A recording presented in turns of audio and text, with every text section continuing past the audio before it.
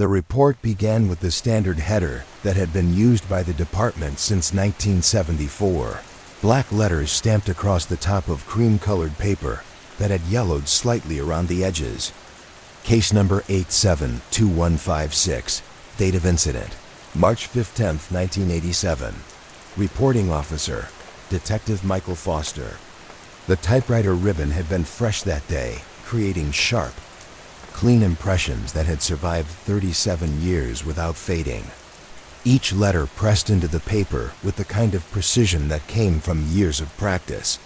Detective Foster had been methodical in his documentation, beginning with the initial call received at 0347 hours from Mrs. Helen Richardson of 1247 Oak Street.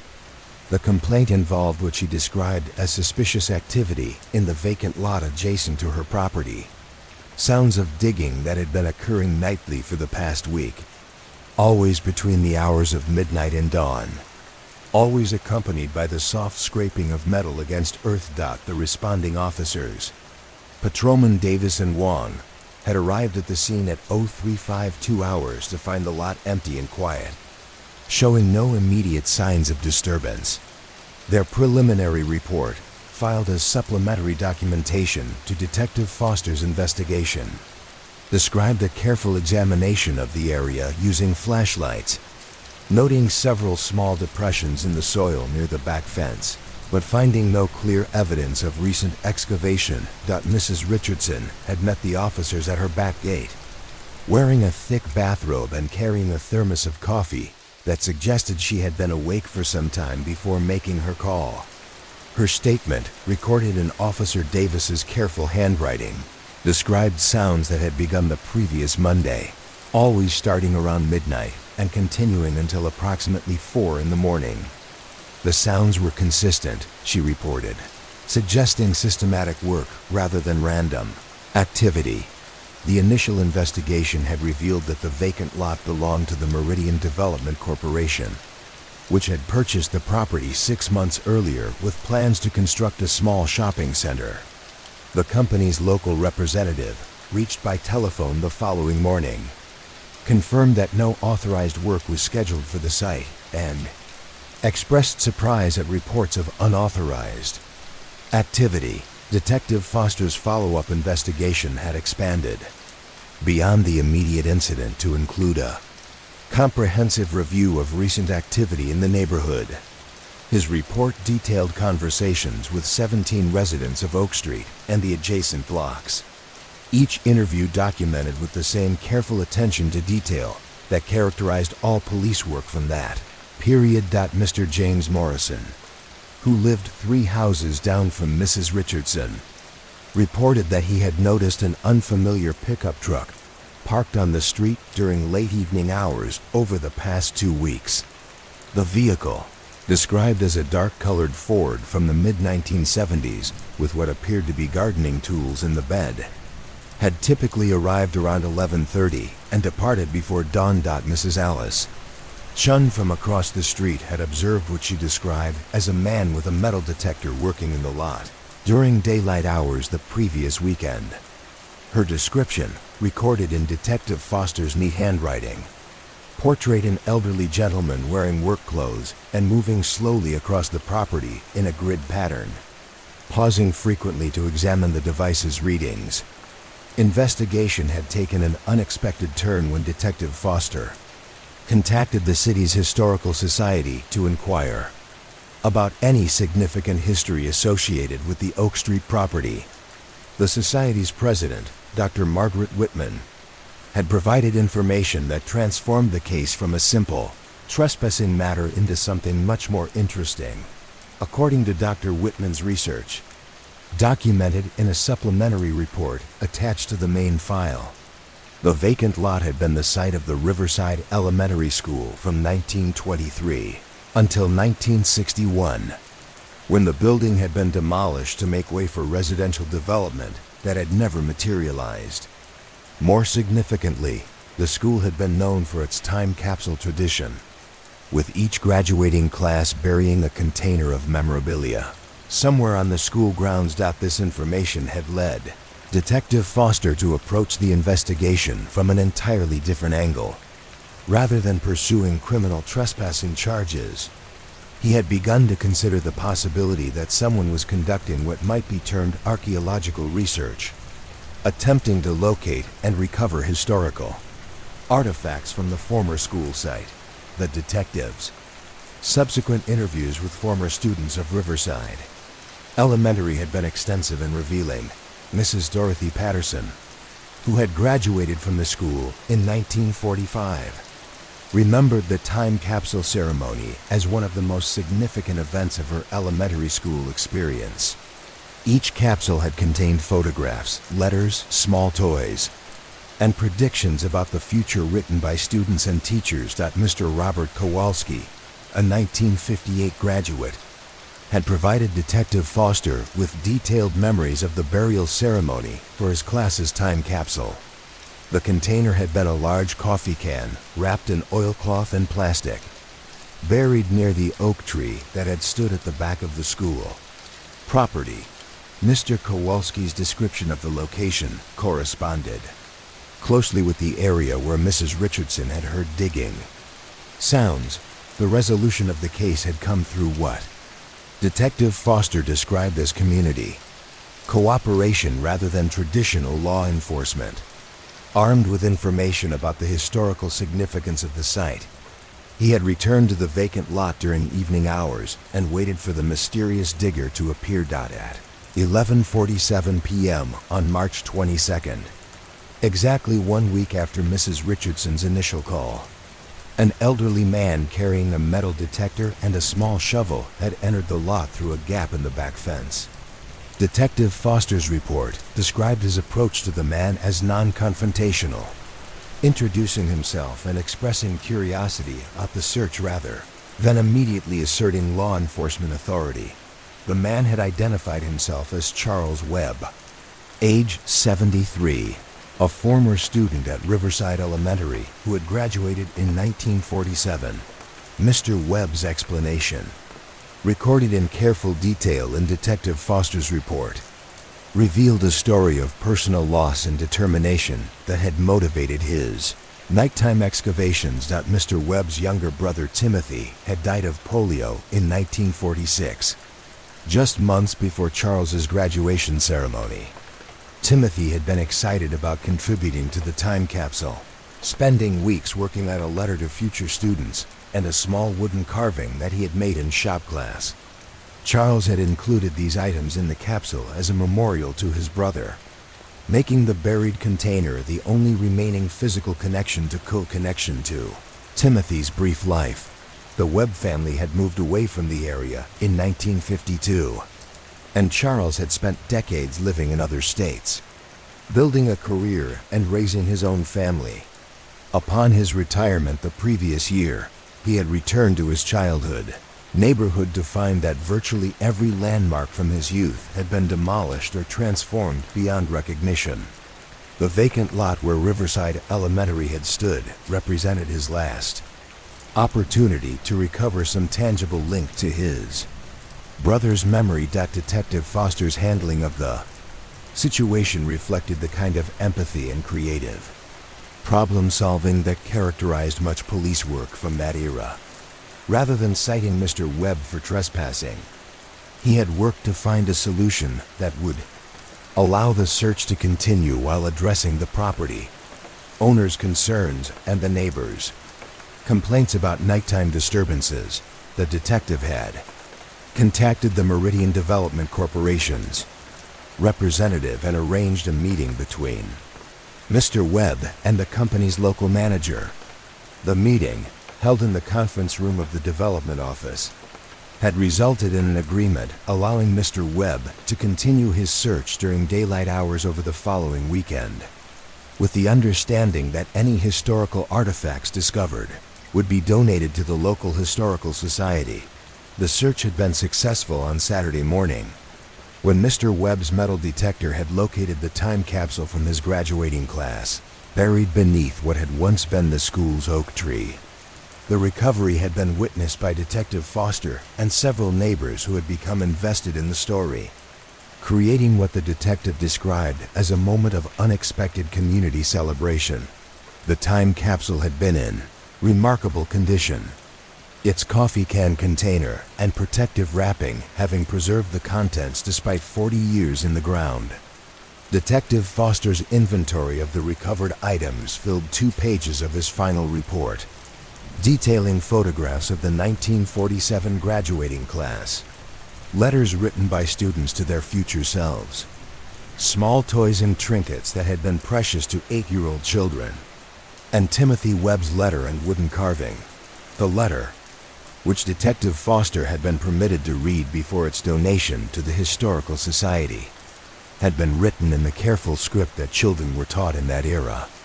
Timothy had written about his hopes of becoming a teacher like his favorite instructor, Miss Patterson, and his excitement about the new bicycle he had received for his birthday. The wooden carving was a small horse, sanded smooth and painted with the kind of attention to detail that spoke of patience and genuine artistic interest. Mr. Webb's reaction to recovering these items had been documented in Detective Foster's final report with unusual, emotional detail for an official police document.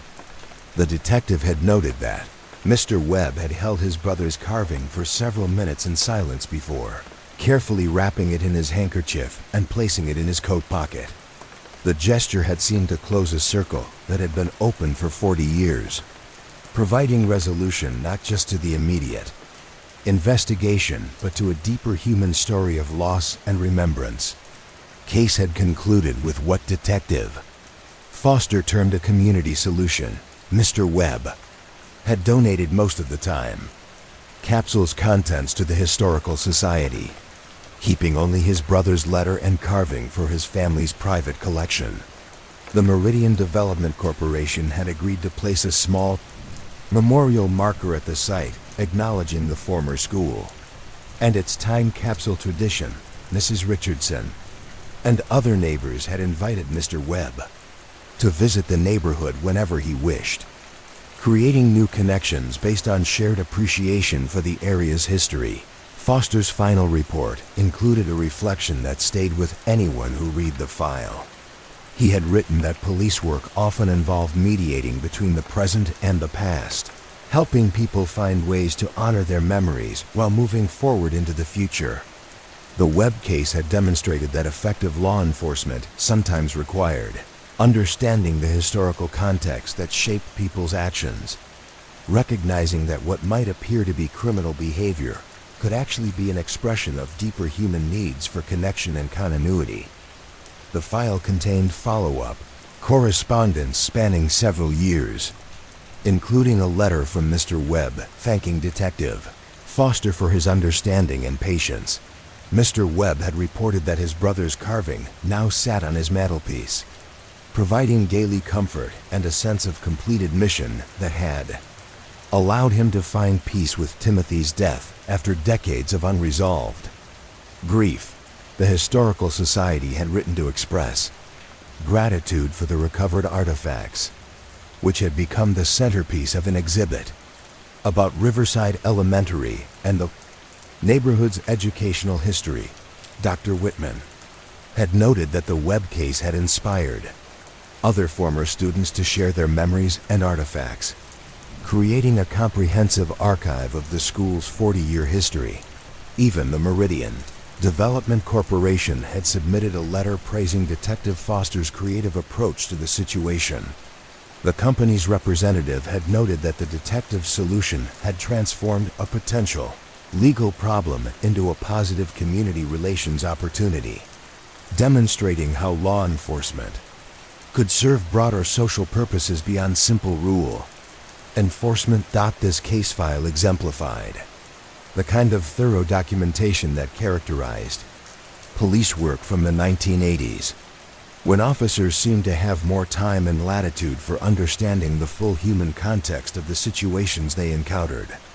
Detective Foster's report read less like a criminal investigation than like a piece of social work, documenting not just the facts of the case, but the emotional and historical factors that had motivated Mr. Webb's behavior. The next report in the archives dealt with a different kind of investigation, but one that demonstrated similar attention to detail and human complexity. Case number 872203 involved what had initially been reported as a breaking and entering at the Henderson Photography Studio on Main Street, but which had evolved into something much more nuanced under the patient. Investigation of Detective Sarah Martinez. The initial call had come from Mr. Frank Henderson, who had arrived at his studio on Monday morning to find the front door unlocked and several pieces of equipment moved from their usual positions. Nothing appeared to have been stolen, but the darkroom showed signs of recent use, with chemical trays still containing developing solutions and strips of photographic paper scattered across the work surface. Detective Martinez's preliminary investigation had revealed no signs of forced entry, suggesting that whoever had used the studio had either possessed a key or had exceptional lock-picking skills. The equipment that had been moved included expensive cameras and enlargers, but nothing had been damaged or removed from the premises. The darkroom use appeared to have been professional and careful, leaving the space clean and organized despite the evidence of extensive work. Mr. Henderson's statement, recorded in Detective Martinez's careful handwriting, revealed that he had been experiencing similar incidents for several weeks, but had initially dismissed them as his own forgetfulness. Equipment had been found in different locations. The darkroom had occasionally shown signs of use when he was certain he had left it clean, and he had sometimes detected the lingering smell of photographic chemicals when arriving at the studio in the morning. The investigation had taken an interesting direction when Detective Martinez had examined the photographic paper scattered in the darkroom. Rather than disposing of what appeared to be waste material, she had carefully collected each strip and examined them under proper lighting conditions. The strips showed partial images of what appeared to be family photographs, portraits of people from several decades earlier that had been copied and enlarged. With considerable skill, Mr. Henderson had been unable to identify the subjects in these photographs, confirming that they were not part of any work he had been doing for customers. The quality of the reproduction work suggested someone with professional-level photography skills, capable of operating the studio's equipment with expertise that matched or exceeded Mr. Henderson's own abilities. Detective Martinez's investigation had expanded to include interviews with anyone who might have had access to the studio or knowledge of its operations. The building's landlord confirmed that only Mr. Henderson possessed keys to the space, and that no other tenants had reported any security issues. Neighboring business owners had noticed lights in the photography studio during late evening hours, but had assumed that Mr. Henderson was working extended hours to meet customer deadlines. The breakthrough had come through what Detective Martinez described as methodical observation rather than dramatic detection. She had arranged to conduct surveillance of the studio during evening hours, positioning herself across the street with a clear view of the front entrance and the windows that looked into the main work area. Thursday evening of the second week of surveillance, Detective Martinez had observed a woman approaching the studio at approximately 10:30 p.m., using what appeared to be her own key to enter the building.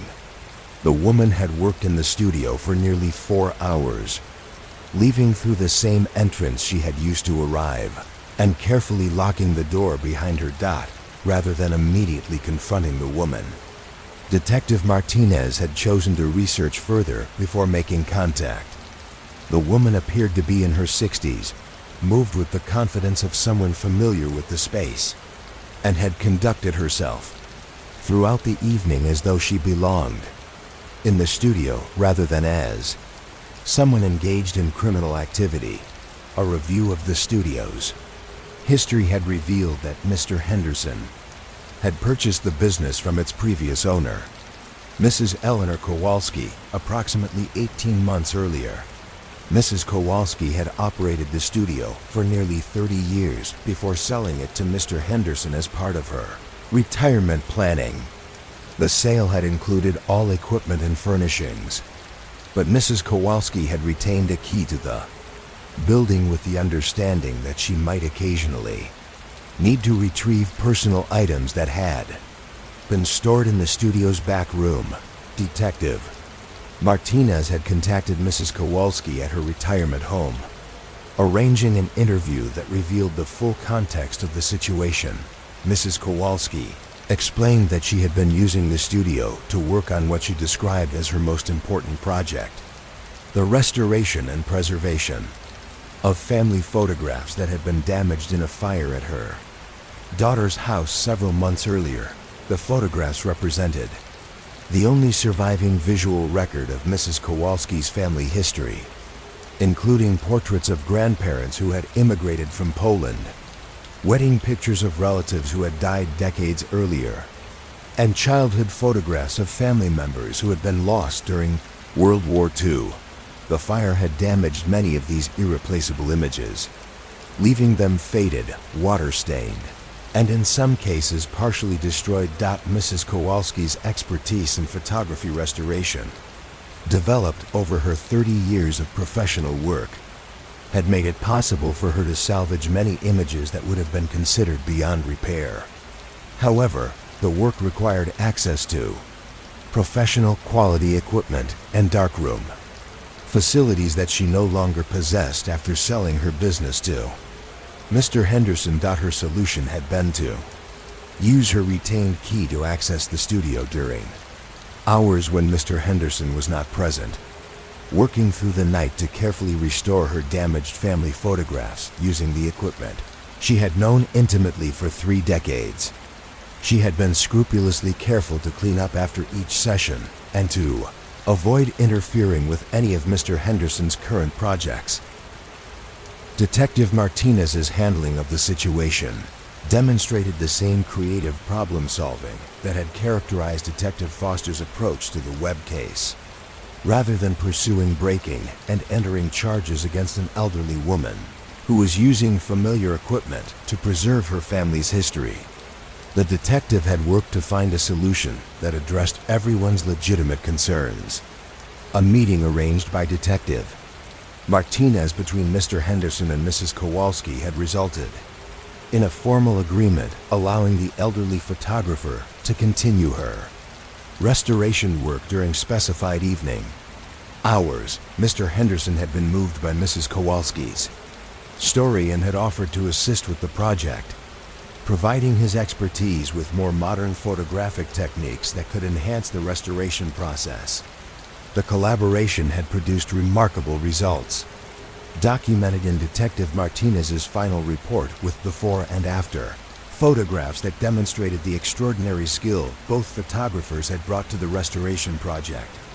Images that had appeared completely destroyed by fire and water damage had been transformed into clear, vivid portraits that preserved not only the visual information, but also the emotional impact of the original photographs.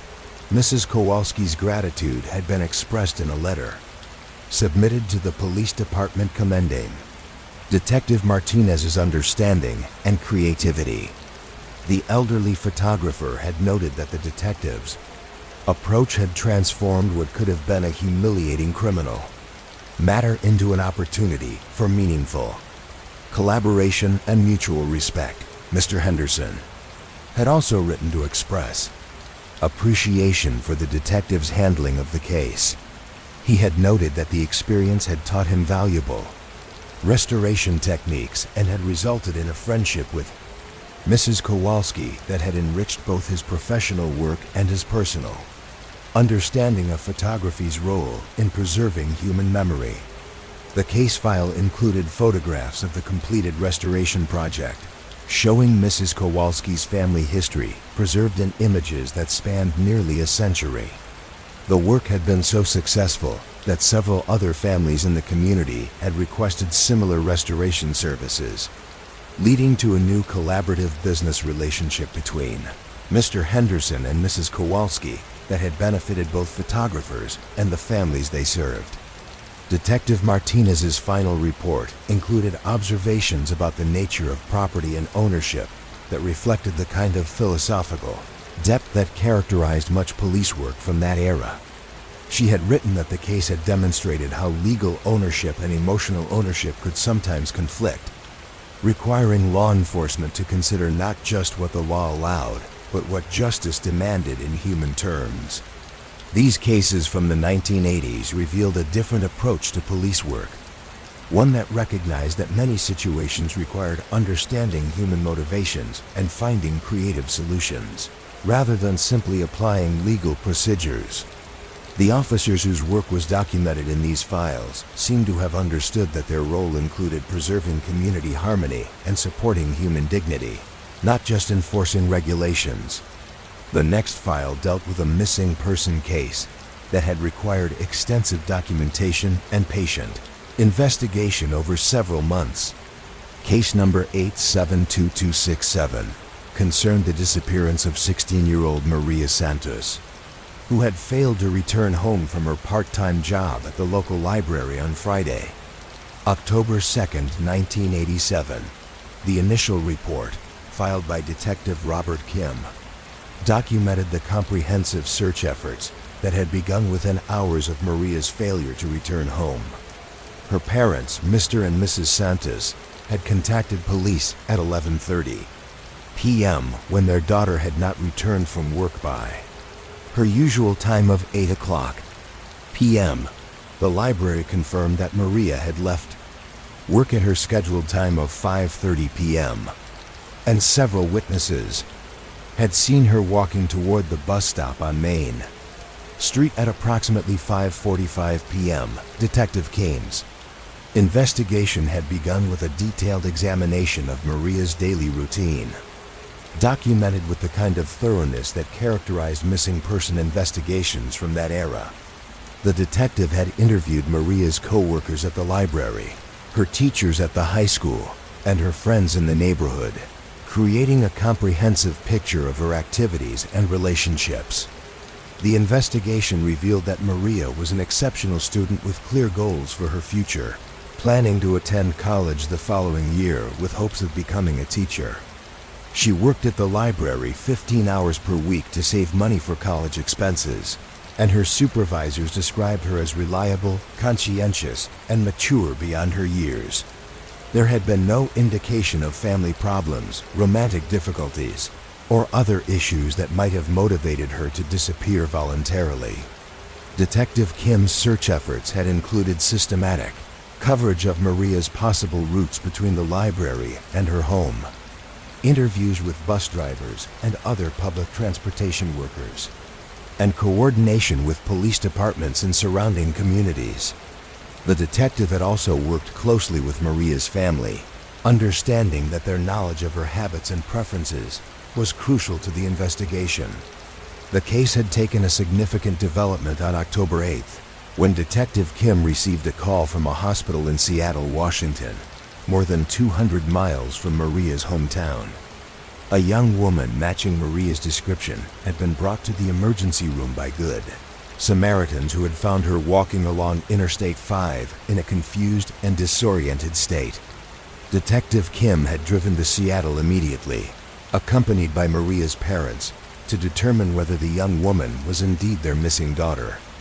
The identification had been positive, but Maria's condition raised new questions about what had happened during her 6-day absence.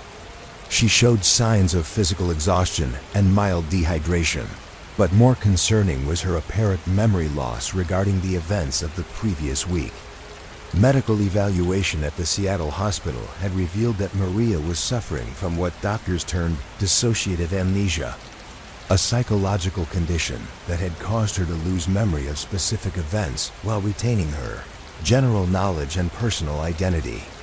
She remembered her name, her family, her school, and her job, but had no recollection of leaving work on October 2nd or of how she had traveled from her hometown to Seattle. Detective Kim's investigation into Maria's missing week had required extensive collaboration with law enforcement agencies throughout Washington state.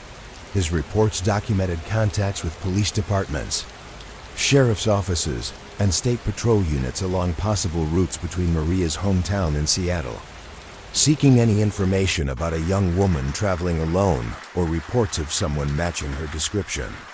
The investigation had eventually revealed that Maria had been the victim of what medical professionals described as a stress-induced psychological episode, triggered by pressures related to her college applications and her family's financial struggles. The combination of academic pressure, work responsibilities, and worry about college expenses had created a psychological burden that had manifested in a dissociative episode that caused her to leave her normal routine and wander without clear awareness of her actions. Maria's recovery had been gradual but complete, documented in Detective Kim's follow-up reports over the following months. She had worked with counselors at the local mental health center to understand and manage the stress that had triggered her episode, and her family had received support in creating a more sustainable balance between Maria's academic goals and her emotional well-being. The case had concluded with Maria's successful completion of her senior year of high school and her acceptance to the state university with a scholarship that covered most of her educational expenses. Detective Kim's final report noted that the experience had strengthened rather than damaged Maria's family relationships, as everyone involved had learned to recognize and address signs of excessive stress before they could create serious problems. The investigation had required the kind of patient, comprehensive approach that characterized much police work from the 1980s. Detective Kim had understood that finding Maria was only the beginning of his responsibilities, and that ensuring her long-term well-being required addressing the underlying factors that had contributed to her disappearance.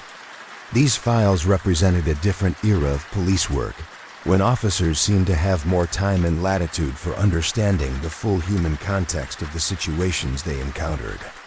The cases documented here revealed law enforcement professionals who saw their role as extending beyond simple rule enforcement to include community support, family preservation, and individual dignity.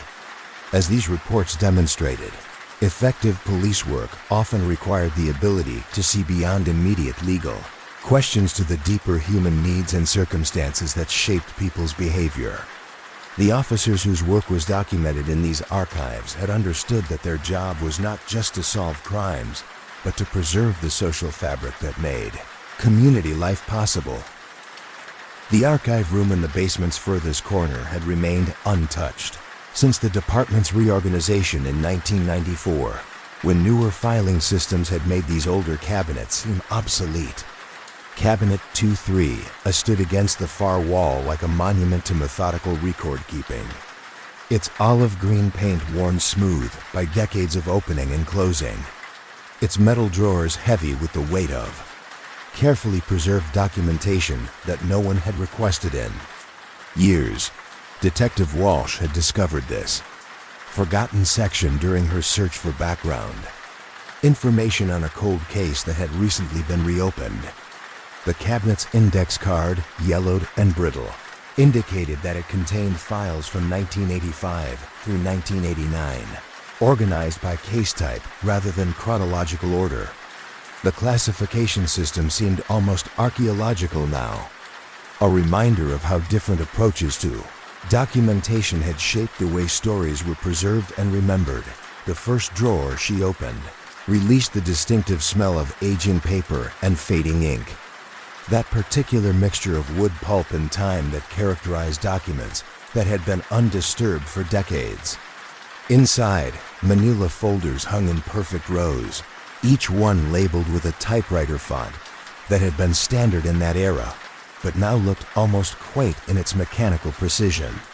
The folders themselves showed the gentle wearing that came from careful handling, their edges softened by years of being pulled from drawers and returned to their designated places. File 850347 contained the complete documentation of what had been classified as a fraud investigation, though the actual circumstances revealed a story far more complex than simple criminal deception. The case had begun when Mrs. Dorothy Chun, the bookkeeper for Riverside Community Center, had discovered discrepancies in the organization's financial records that suggested Someone had been systematically embezzling funds from the center's programming budget. The initial investigation, conducted by Detective Raymond Foster, had focused on the center's employees and volunteers who had access to financial records. His preliminary reports, typed on the heavy paper that was standard for official documentation, described interviews with each person who regularly handled money or maintained accounting records for the organization. Mrs. Chin's own statement, preserved in a manila envelope within the larger file, had been handwritten on lined paper in the careful script that suggested someone accustomed to precise record keeping. She described how she had noticed small discrepancies over several months, amounts that were significant enough to affect the center's ability to provide services but small enough that they might have been overlooked by someone less attentive to detail. The discrepancies followed a pattern that Mrs. Chun had documented meticulously. Funds allocated for children's after-school programs had been gradually diverted to what appeared to be administrative expenses. But the supporting documentation for these expenses was either missing or inconsistent with the center's normal purchasing procedures. Over a 6-month period, nearly $3,000 had been redirected in this manner. Detective Foster's investigation had required him to become familiar with the complex financial structure that governed community organizations like the center. His reports included extensive notes about funding sources, budget categories, and the various restrictions that determined how different types of money could be spent. The detective had essentially educated himself in nonprofit financial management to understand whether the irregularities represented criminal activity or simply accounting errors. The breakthrough in the case had come through what Detective Foster described as patient observation rather than dramatic revelation. While reviewing months of financial records, he had noticed that the questionable transactions always occurred during periods when the center's director, Mr. James Patterson, was handling bookkeeping responsibilities in Mrs. Chun's absence. Mr. Patterson's explanation, documented in a lengthy interview transcript that filled several pages of the file, revealed circumstances that transformed the investigation from a straightforward fraud case into something much more nuanced. Mr. Patterson had indeed been redirecting funds, but his motivation had been to prevent the center from losing vital programming rather than to enrich himself personally. The community center had been facing budget cuts that would have eliminated its after-school program, leaving dozens of children without supervision during the hours between school dismissal and their parents' return from work. Mr. Patterson had been redirecting funds from other budget categories to keep the program running, while he searched for alternative funding sources, hoping to maintain essential services until more permanent solutions could be found. Detective Foster's approach to this revelation demonstrated the kind of nuanced understanding that characterized much police work from that era. Rather than immediately pursuing criminal charges for embezzlement, he had taken time to understand the full context of Mr. Patterson's actions and their impact on the community served by the center. Investigation revealed that Mr. Patterson's financial manipulations had indeed been improper and potentially illegal, but they had also prevented the displacement of 43 children who depended on the center's after-school program. The detective had worked with the center's board of directors and local social services to develop a resolution that addressed the financial irregularities while preserving the programs that served the community's most vulnerable residents. The final outcome, documented in Detective Foster's closing report, had involved Mr. Patterson's resignation from his position as director, restitution of the redirected funds through a payment plan that recognized his limited personal resources, and the establishment of new financial oversight procedures to prevent similar irregularities in the future. More importantly, the investigation had led to increased community support for the center's programming. with local businesses and organizations contributing funds to ensure the continuation of essential services. The file contained letters from parents whose children had benefited from the after-school program, expressing gratitude both for Mr. Patterson's efforts to preserve the services and for Detective Foster's sensitive handling of a situation that could have resulted in the program's immediate termination. These letters provided insight into the complex web of relationships and dependencies that community organizations like the center supported, and the cascading effects that their disruption could have on families who relied on their services. Mrs. Chun had also submitted a letter reflecting on the case and its resolution. She had noted that while Mr. Patterson's methods had been inappropriate, his motivation had been genuine concern for the children and families served by the center. The experience had led her to advocate for more flexible funding mechanisms that would allow community organizations to respond to urgent needs without resorting to financial irregularities. Detective Foster's final report included observations about the nature of community service and the challenges faced by organizations that attempted to address social needs with limited resources. He had written that the case had demonstrated how rigid bureaucratic structures could sometimes create situations where well-intentioned people felt compelled to bend rules in order to serve essential human needs. The next file in the cabinet dealt with a completely different type of investigation, but one that had required similar attention to context and nuance. Case 860891 concerned reports of vandalism at Westfield Cemetery, where several headstones had been found with what appeared to be unauthorized inscriptions carved into their surfaces. The initial complaint had been filed by the cemetery's groundskeeper, Mr. Thomas Morrison, who had discovered the inscriptions during routine maintenance of the older section of the burial ground. The carvings appeared to be names and dates, added to existing headstones in a style that attempted to match the original lettering but was clearly the work of a different hand. Detective Linda Rodriguez had approached the investigation with the methodical patience that characterized her work on all cases, beginning with a comprehensive survey of the affected headstones and careful documentation of each unauthorized inscription. Her reports included detailed photographs and rubbings of the carvings, creating a permanent record of exactly what had been added to each monument. The investigation revealed that 7 headstones had been modified, all of them in the section of the cemetery that contained graves from the early 1900s.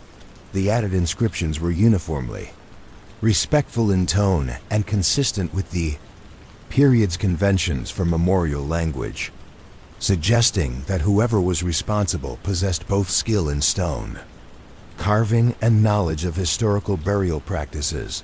Detective Rodriguez's research into the cemetery's records revealed that all of the modified headstones marked graves of people who had died between 1918 and 1920 during the influenza pandemic that had devastated communities throughout the region.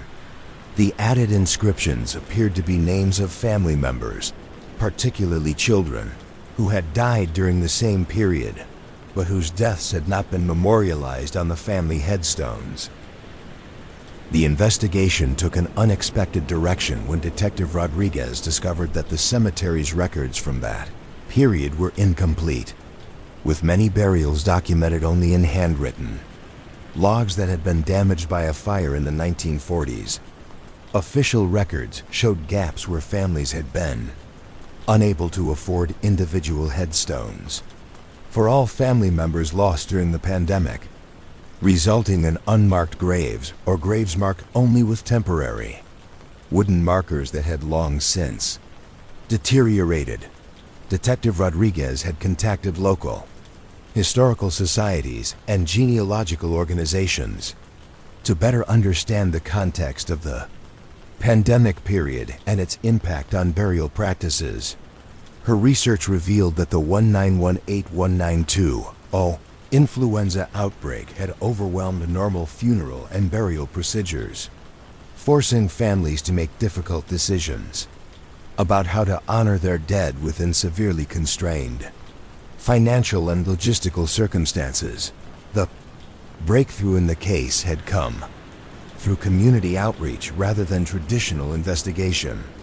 Detective Rodriguez had published a notice in the local newspaper describing the fight, unauthorized inscriptions, and asking for information from anyone who might know about efforts to research or memorialize pandemic victims. The response had been immediate and enlightening. Mrs. Eleanor Patterson, a retired librarian and local historian, had contacted Detective Rodriguez to explain that she had been conducting research into her family's history during the pandemic period. Her investigation had revealed that several of her relatives, including 2 young cousins, had died during the outbreak and had been buried in unmarked graves because the family's resources had been exhausted by medical expenses and the cost of multiple funerals. Mrs. Patterson's explanation, documented in a lengthy interview transcript, described her efforts to locate and properly memorialize family members whose deaths had been overshadowed by the crisis of the pandemic period. She had spent months researching cemetery records, death certificates, and contemporary newspaper accounts to identify the exact locations of unmarked graves and to determine appropriate memorial language for the inscriptions. The unauthorized stone carving had been performed by Mrs. Patterson's neighbor, Mr. David Chun, a retired monument maker who had offered his services free of charge after learning about her research project. Mr. Chun's statement, included in Detective Rodriguez's file, explained that he had approached the work as a form of community service, using his professional skills to help families honor relatives whose deaths had never been properly memorialized. Detective Rodriguez's handling of the case reflected the same sensitivity to human motivation that had characterized Detective Foster's approach to the community center investigation. Rather than pursuing vandalism charges against elderly people who were attempting to honor their family's history, she had worked to find a solution that respected both the law and the legitimate desire to memorialize the dead. The resolution had involved collaboration between Mrs. Patterson, Mr. Chun, the cemetery administration, and the local historical society to create a formal memorial project for pandemic victims. The unauthorized inscriptions were allowed to remain, but future memorial work would be conducted through official channels with proper permits and oversight. Project had expanded beyond Mrs. Patterson's family research to include systematic efforts to identify and memorialize other unmarked graves from the pandemic period. The cemetery had established a historical research committee that worked with genealogical organizations and local historians to create appropriate memorials for previously unmarked burials. Detective Rodriguez's final report noted that the case had demonstrated how historical trauma could create ongoing needs for recognition and remembrance that might not be addressed through normal institutional channels. The unauthorized inscriptions had represented an attempt to restore dignity and memory to family members whose deaths had been overlooked during a period of unprecedented crisis. The file contained photographs of the completed memorial project, showing how the original unauthorized inscriptions had been incorporated into a larger effort to honor pandemic victims throughout the cemetery. The project had resulted in the identification and memorialization of more than 30 previously unmarked graves, creating a comprehensive record of the community's losses during the 1918-1920 outbreak. Continuing through the cabinet's contents, Detective Walsh found files that revealed the incredible diversity of situations that police officers had been called upon to address during the late 1980s. Each folder contained its own complete world of human complexity, documented with the patient thoroughness that seemed to characterize law enforcement from that era. 870445 dealt with reports of theft at the public library, where books had been disappearing from the collection at an unusual rate over several months. The investigating officer, Detective Michael Thompson, had approached the case not as simple theft, but as a puzzle that required understanding the patterns and motivations behind the disappearances. The library's head librarian, Ms. Sarah Williams, had provided Detective Thompson with detailed records showing that books were vanishing from specific sections of the collection, particularly volumes dealing with local history, genealogy, and historical preservation.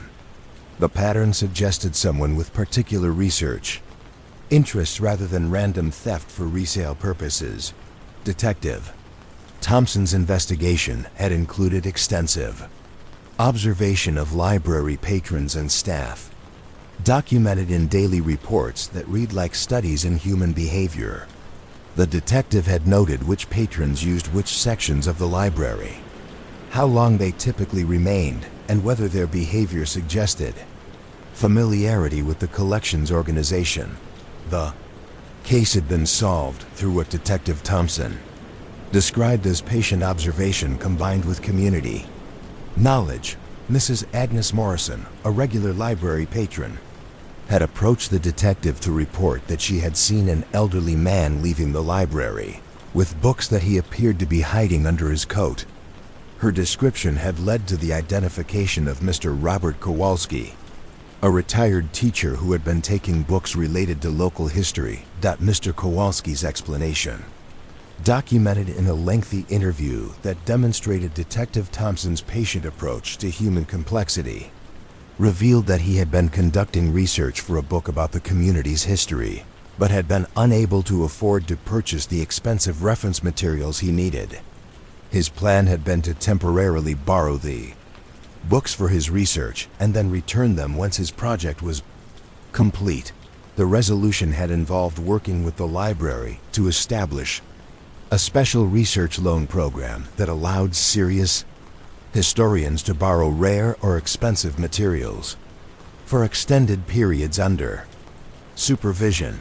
Mr. Kowalski had returned all the books he had taken and had become the first participant in the new program, which eventually served dozens of local researchers and historians. File after file revealed similar stories of human complexity, addressed through patient police work that sought to understand underlying motivations rather than simply applying legal consequences.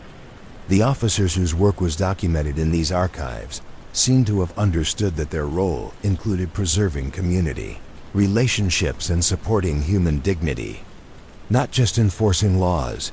Case 880267 documented an investigation into reports of someone living illegally in the abandoned Riverside Mill, a large brick building that had been empty since the textile company that owned it had relocated operations to another state. Detective Jennifer Adams had approached the investigation with careful attention to the safety and human dignity of whoever might be using the building for shelter. Asterisk. Her initial survey of the building had revealed that someone had indeed been living in the former office area, which had been cleaned and organized with care that suggested long-term residence rather than temporary camping.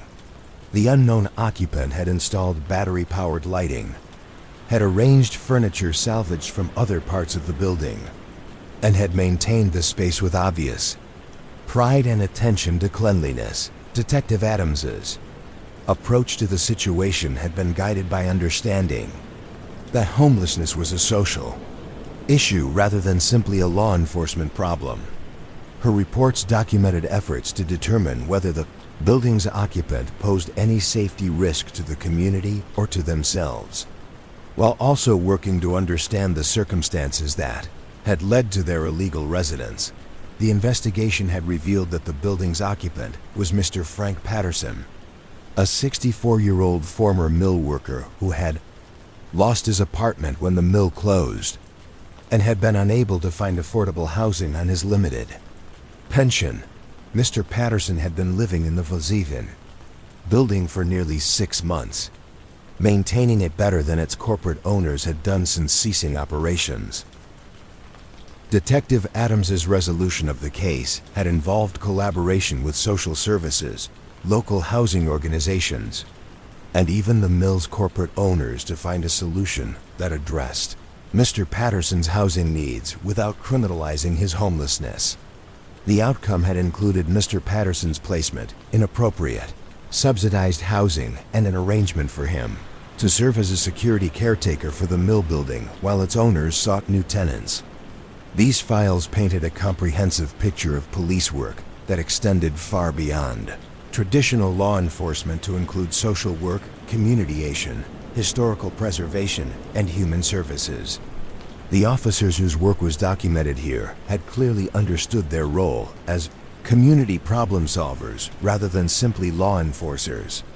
The archives contained hundreds of such cases, each one representing a moment when careful attention to human complexity had led to solutions that served both legal requirements and community needs.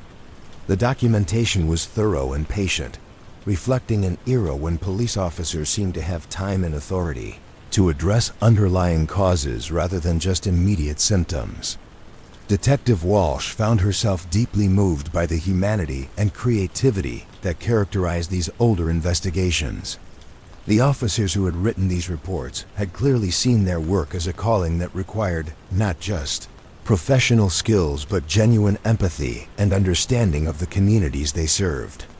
As she continued through the forgotten files, she began to understand that these archives represented more than just documentation of police work.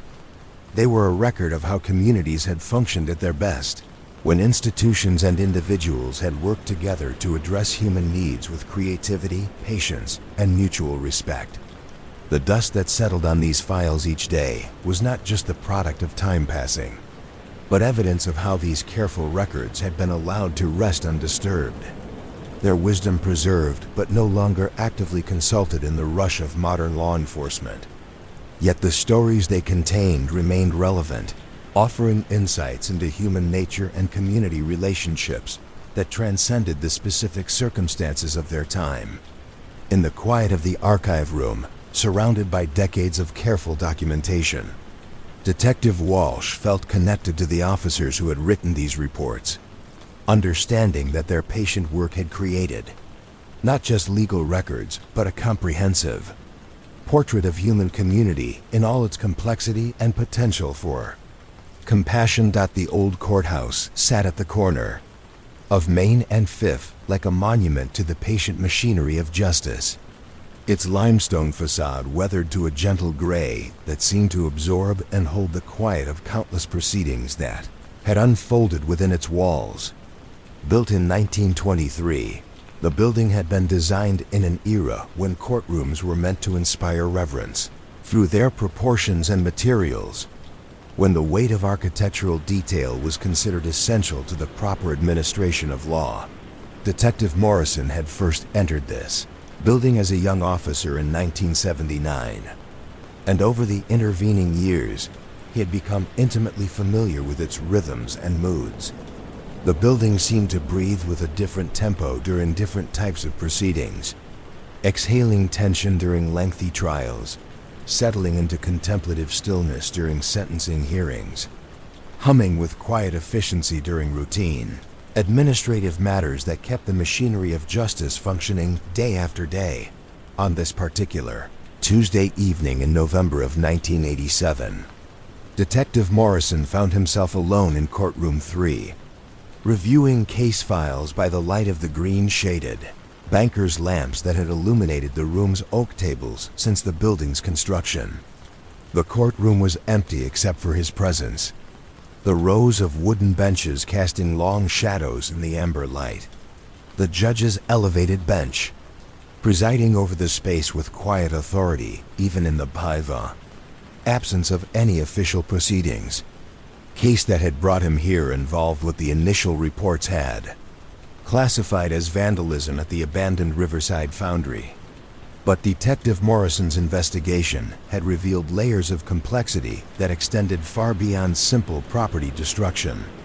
The foundry had been closed since 1985, when the company that owned it had relocated its operations to a facility in another state, leaving behind a massive brick building that had dominated the industrial district for more than 60 years. The reports of vandalism had come from Mr. Edward Chun, a security guard who conducted weekly inspections of the empty building on behalf of the company's insurance provider.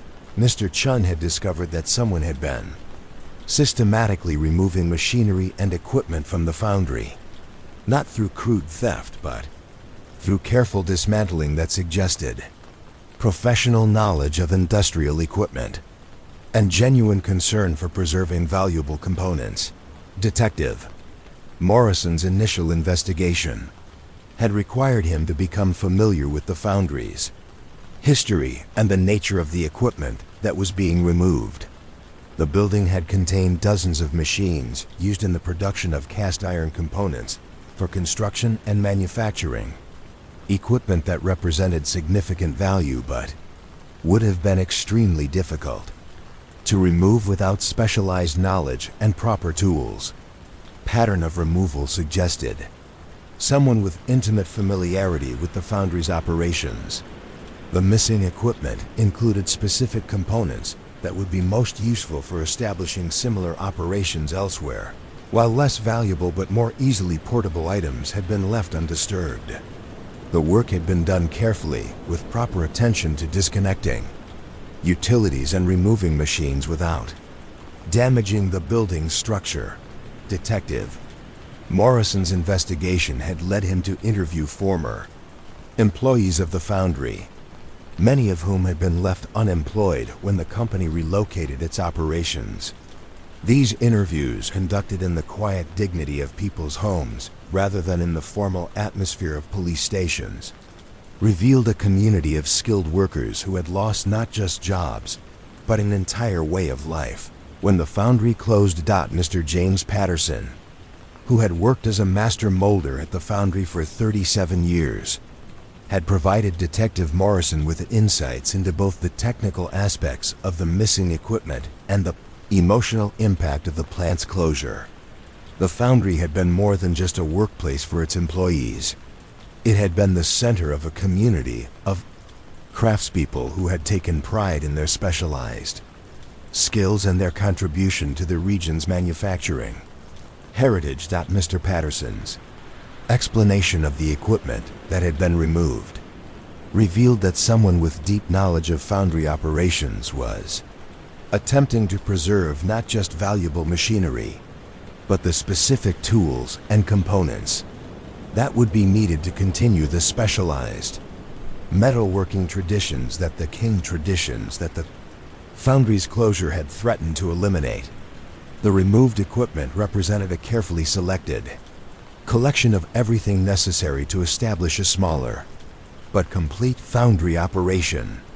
Elsewhere, the investigation had taken an unexpected direction when Detective Morrison learned that several former foundry employees had been collaborating on plans to establish a worker-owned cooperative that would continue the metalworking traditions and serve the specialized casting needs of local manufacturers.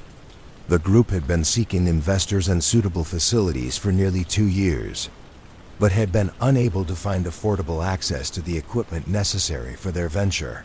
The breakthrough in the case had come when Detective Morrison received a call from Mrs. Dorothy Wong, who owned a small manufacturing company that had relied on the foundry for custom casting work. Mrs. Wong reported that she had been contacted by someone offering to provide the same services that the closed foundry had offered, using equipment that sounded suspiciously similar to what had been removed from the abandoned building.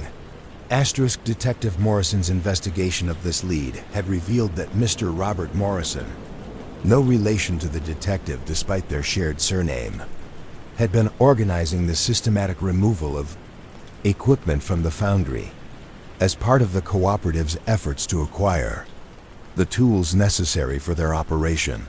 Mr. Morrison had justified the removals as preservation rather than theft, arguing that the equipment was deteriorating in the abandoned building and would eventually be scrapped or sold for minimal value by the company's liquidation team. The legal and ethical complexities of the situation had required Detective Morrison to consult extensively with prosecutors, corporate attorneys, and labor law specialists to understand the various claims and interests involved. The equipment clearly belonged to the company that had owned the foundry, but that company had shown no interest in maintaining or properly disposing of the machinery, focusing instead on liquidating real estate assets and minimizing ongoing expenses. The resolution of the case had required negotiations that extended over several months, involving the detective as a mediator between the former employees, the company's representatives, and various legal authorities. Detective Morrison's role had evolved from traditional law enforcement to something more resembling industrial diplomacy, helping all parties find a solution that addressed their legitimate interests while avoiding prolonged litigation. The final agreement had allowed the cooperative to purchase the equipment. They had removed at a price that reflected its value as used machinery rather than as scrap metal. The company had agreed to the sale partly because it eliminated their ongoing storage and security costs, and partly because the cooperative's business plan would serve manufacturers in the region who had been struggling to find replacement sources for the specialized casting services that the foundry had provided. Detective Morrison's final report on the case included observations about the nature of economic change and community adaptation that reflected the kind of thoughtful analysis that characterized much police work from that era. He had written that the case demonstrated how traditional concepts of property ownership could become complicated when industrial changes threatened to eliminate entire categories of skilled work and community heritage. The case file included letters from local manufacturers who had benefited from the cooperative's establishment, noting that the former foundry workers had successfully maintained the quality and specialized knowledge that had made the original foundry valuable to the region's industrial base. The cooperative had not only preserved jobs and skills, but had created a more responsive and community-oriented business model than the large corporation that had previously owned the facility. Moving from the courthouse to explore other buildings connected to the city's law enforcement history, Detective Morrison found himself drawn to the old county jail, a forbidding brick structure that had been constructed in 1928 and had served as the primary detention facility until a new jail had been built in 1982. The old building now stood empty, its heavy doors locked and its windows dark, but it retained the austere dignity that had been intended to remind visitors of the serious consequences of criminal behavior. The building's interior remained largely unchanged from its active period, with cell blocks that spoke to different eras of penological thinking and architectural approaches to incarceration. The oldest section, dating to the building's original construction, featured individual cells with thick steel doors and minimal amenities, designed according to the isolation-based philosophy that had dominated prison design in the early 20th century. Detective Morrison had gained access to the building as part of his research into a cold case that had required him to understand the circumstances of a prisoner's death in 1976. But he found himself drawn to explore the facility more comprehensively, understanding that its empty corridors and silent cells contained their own form of documentation about the evolution of criminal justice practices over more than 50 years. The cell blocks were arranged in a linear fashion that allowed guards stationed at central desks to observe multiple cells simultaneously, a design that reflected the surveillance-based approach to institutional security that had been standard when the facility was constructed. Each cell contained a narrow bunk, a small sink, and a toilet, with a single barred window that provided minimal natural light and a view of nothing. more interesting than the brick wall of an adjacent building. Walking through these empty corridors, Detective Morrison found himself thinking about the thousands of people who had been housed in these cells over the facility's active decades, each one representing a moment when someone's life had intersected with the criminal justice system in ways that had brought them to this place of enforced reflection and separation from the community they had allegedly wronged. The administrative areas of the old jail retained their original furniture and equipment, creating something like a museum of mid-20th century law enforcement practices. The booking area still contained the camera and fingerprinting equipment that had been used to document each person's entry into the system, while the records office held filing cabinets that contained decades of documentation about the facility's operations and the people it had housed. Detective Morrison's exploration of these records revealed patterns in the types of crimes and sentences that had brought people to the jail, creating a social history of the community's struggles with issues like alcohol abuse, domestic violence, property crime, and the various forms of antisocial behavior that had required official intervention. The records also documented the evolution of sentencing practices and rehabilitation programs, showing how approaches to criminal justice had changed in response to new understanding of human psychology and social dynamics. The facility's visiting area, with its institutional furniture and carefully controlled atmosphere, reminded Detective Morrison of the crucial role that family and community connections played in supporting people through the experience of incarceration and their eventual return to normal life. The visiting logs contained thousands of entries documenting the maintenance of relationships that provided emotional support and practical assistance to people who were temporarily separated from their communities. One particularly poignant section of the records dealt with the jail's educational programs, which had provided basic literacy instruction and vocational training to inmates who sought to improve their circumstances and prepare for more successful integration into community life after their release. The program records included testimonials from former inmates who credited their jail-based education with helping them avoid future criminal behavior and establish stable, productive lives. These educational efforts had been staffed primarily by volunteer teachers from the community, creating connections between the jail and local schools, churches, and civic organizations that helped maintain the understanding that incarceration was intended as temporary separation rather than permanent exile. The volunteer records showed how community members had contributed their time and expertise to support rehabilitation efforts, recognizing that successful reintegration served everyone's interests in maintaining public safety and social stability. Detective Morrison found detailed documentation of individual cases that illustrated how the jail's staff had worked to address the underlying issues that contributed to criminal behavior, from substance abuse problems to lack of employment skills to family conflicts that had escalated beyond the participants' ability to resolve them independently.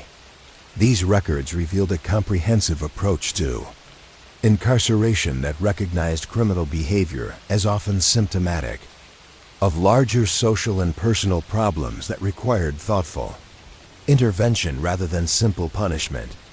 The facility's medical records documented how jail staff had provided health care services to a population that often arrived with untreated medical and mental health conditions, creating an unofficial safety net for people whose circumstances had prevented them from accessing regular health care in the community. The jail had frequently served as the first point of contact between vulnerable individuals and social services that could address their long-term needs. Moving from the jail to explore the courthouse's adjacent buildings, Detective Morrison found himself in the old probation office, a modest structure that had housed the staff responsible for supervising people who had been sentenced to community-based alternatives to incarceration.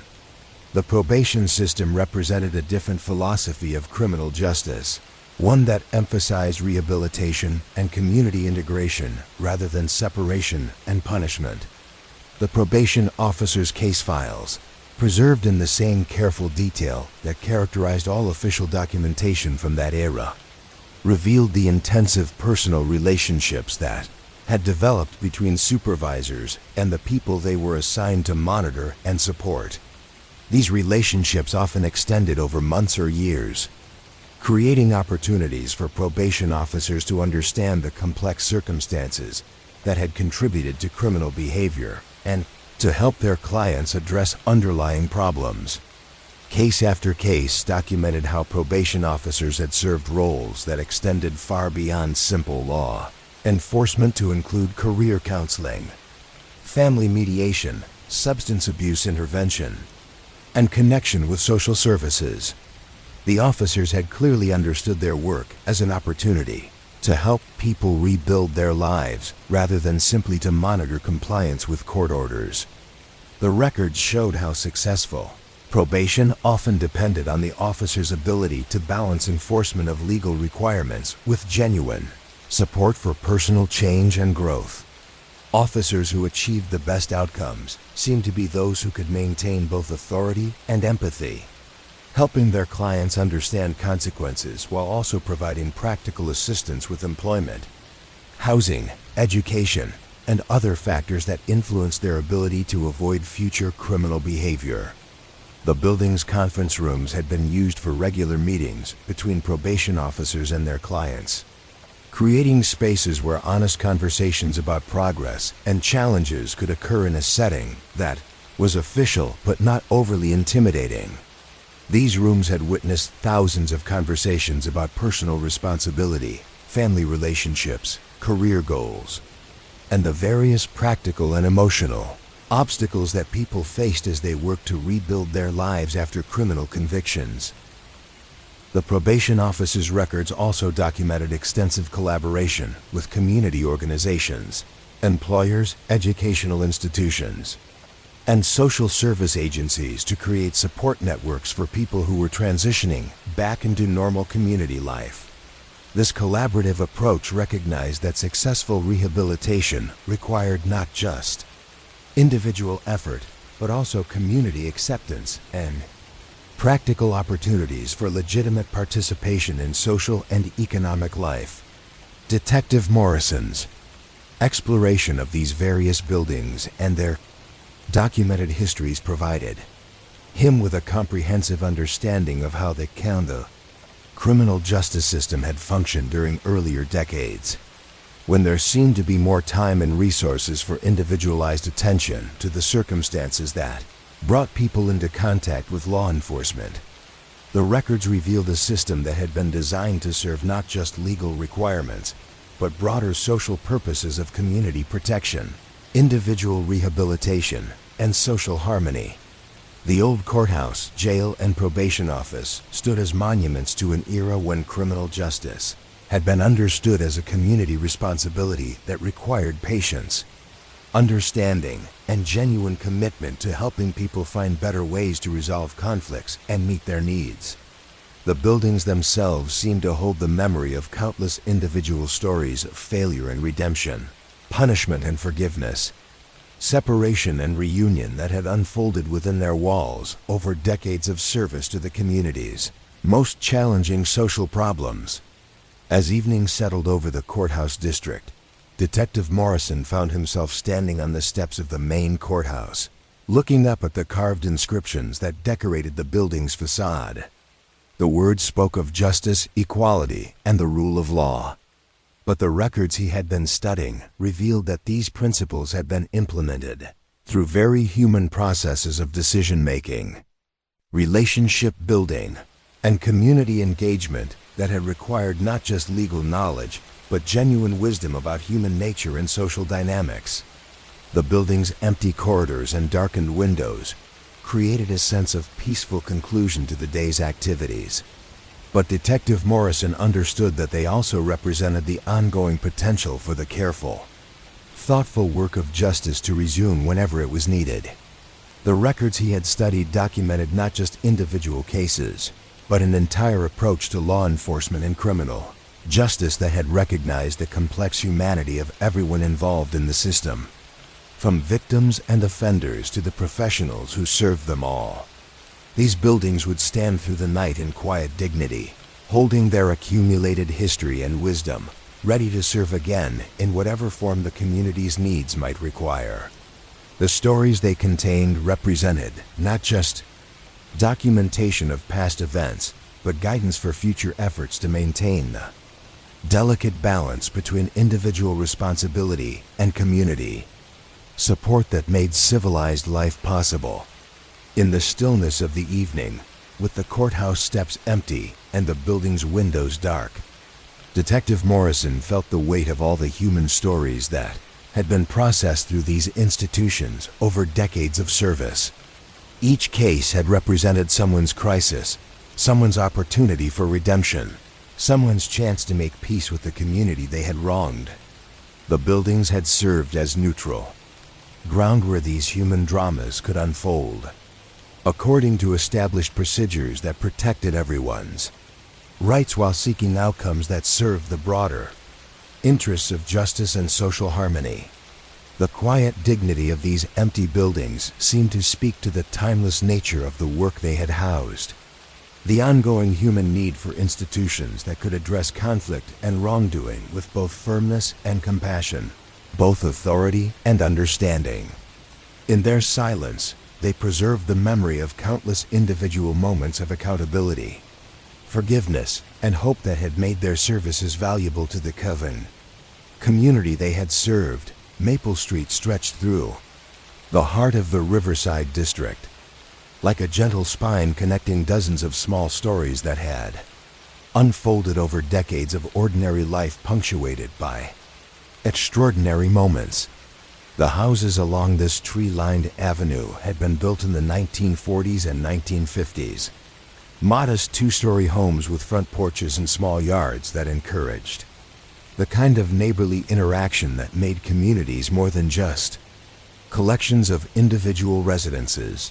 Detective Sarah Kim had been assigned to investigate a series of what the initial reports had classified as domestic disturbances, but her methodical approach to understanding the full context of each incident had revealed a complex web of family relationships and neighborhood dynamics that extended far beyond the immediate conflicts that had prompted police intervention.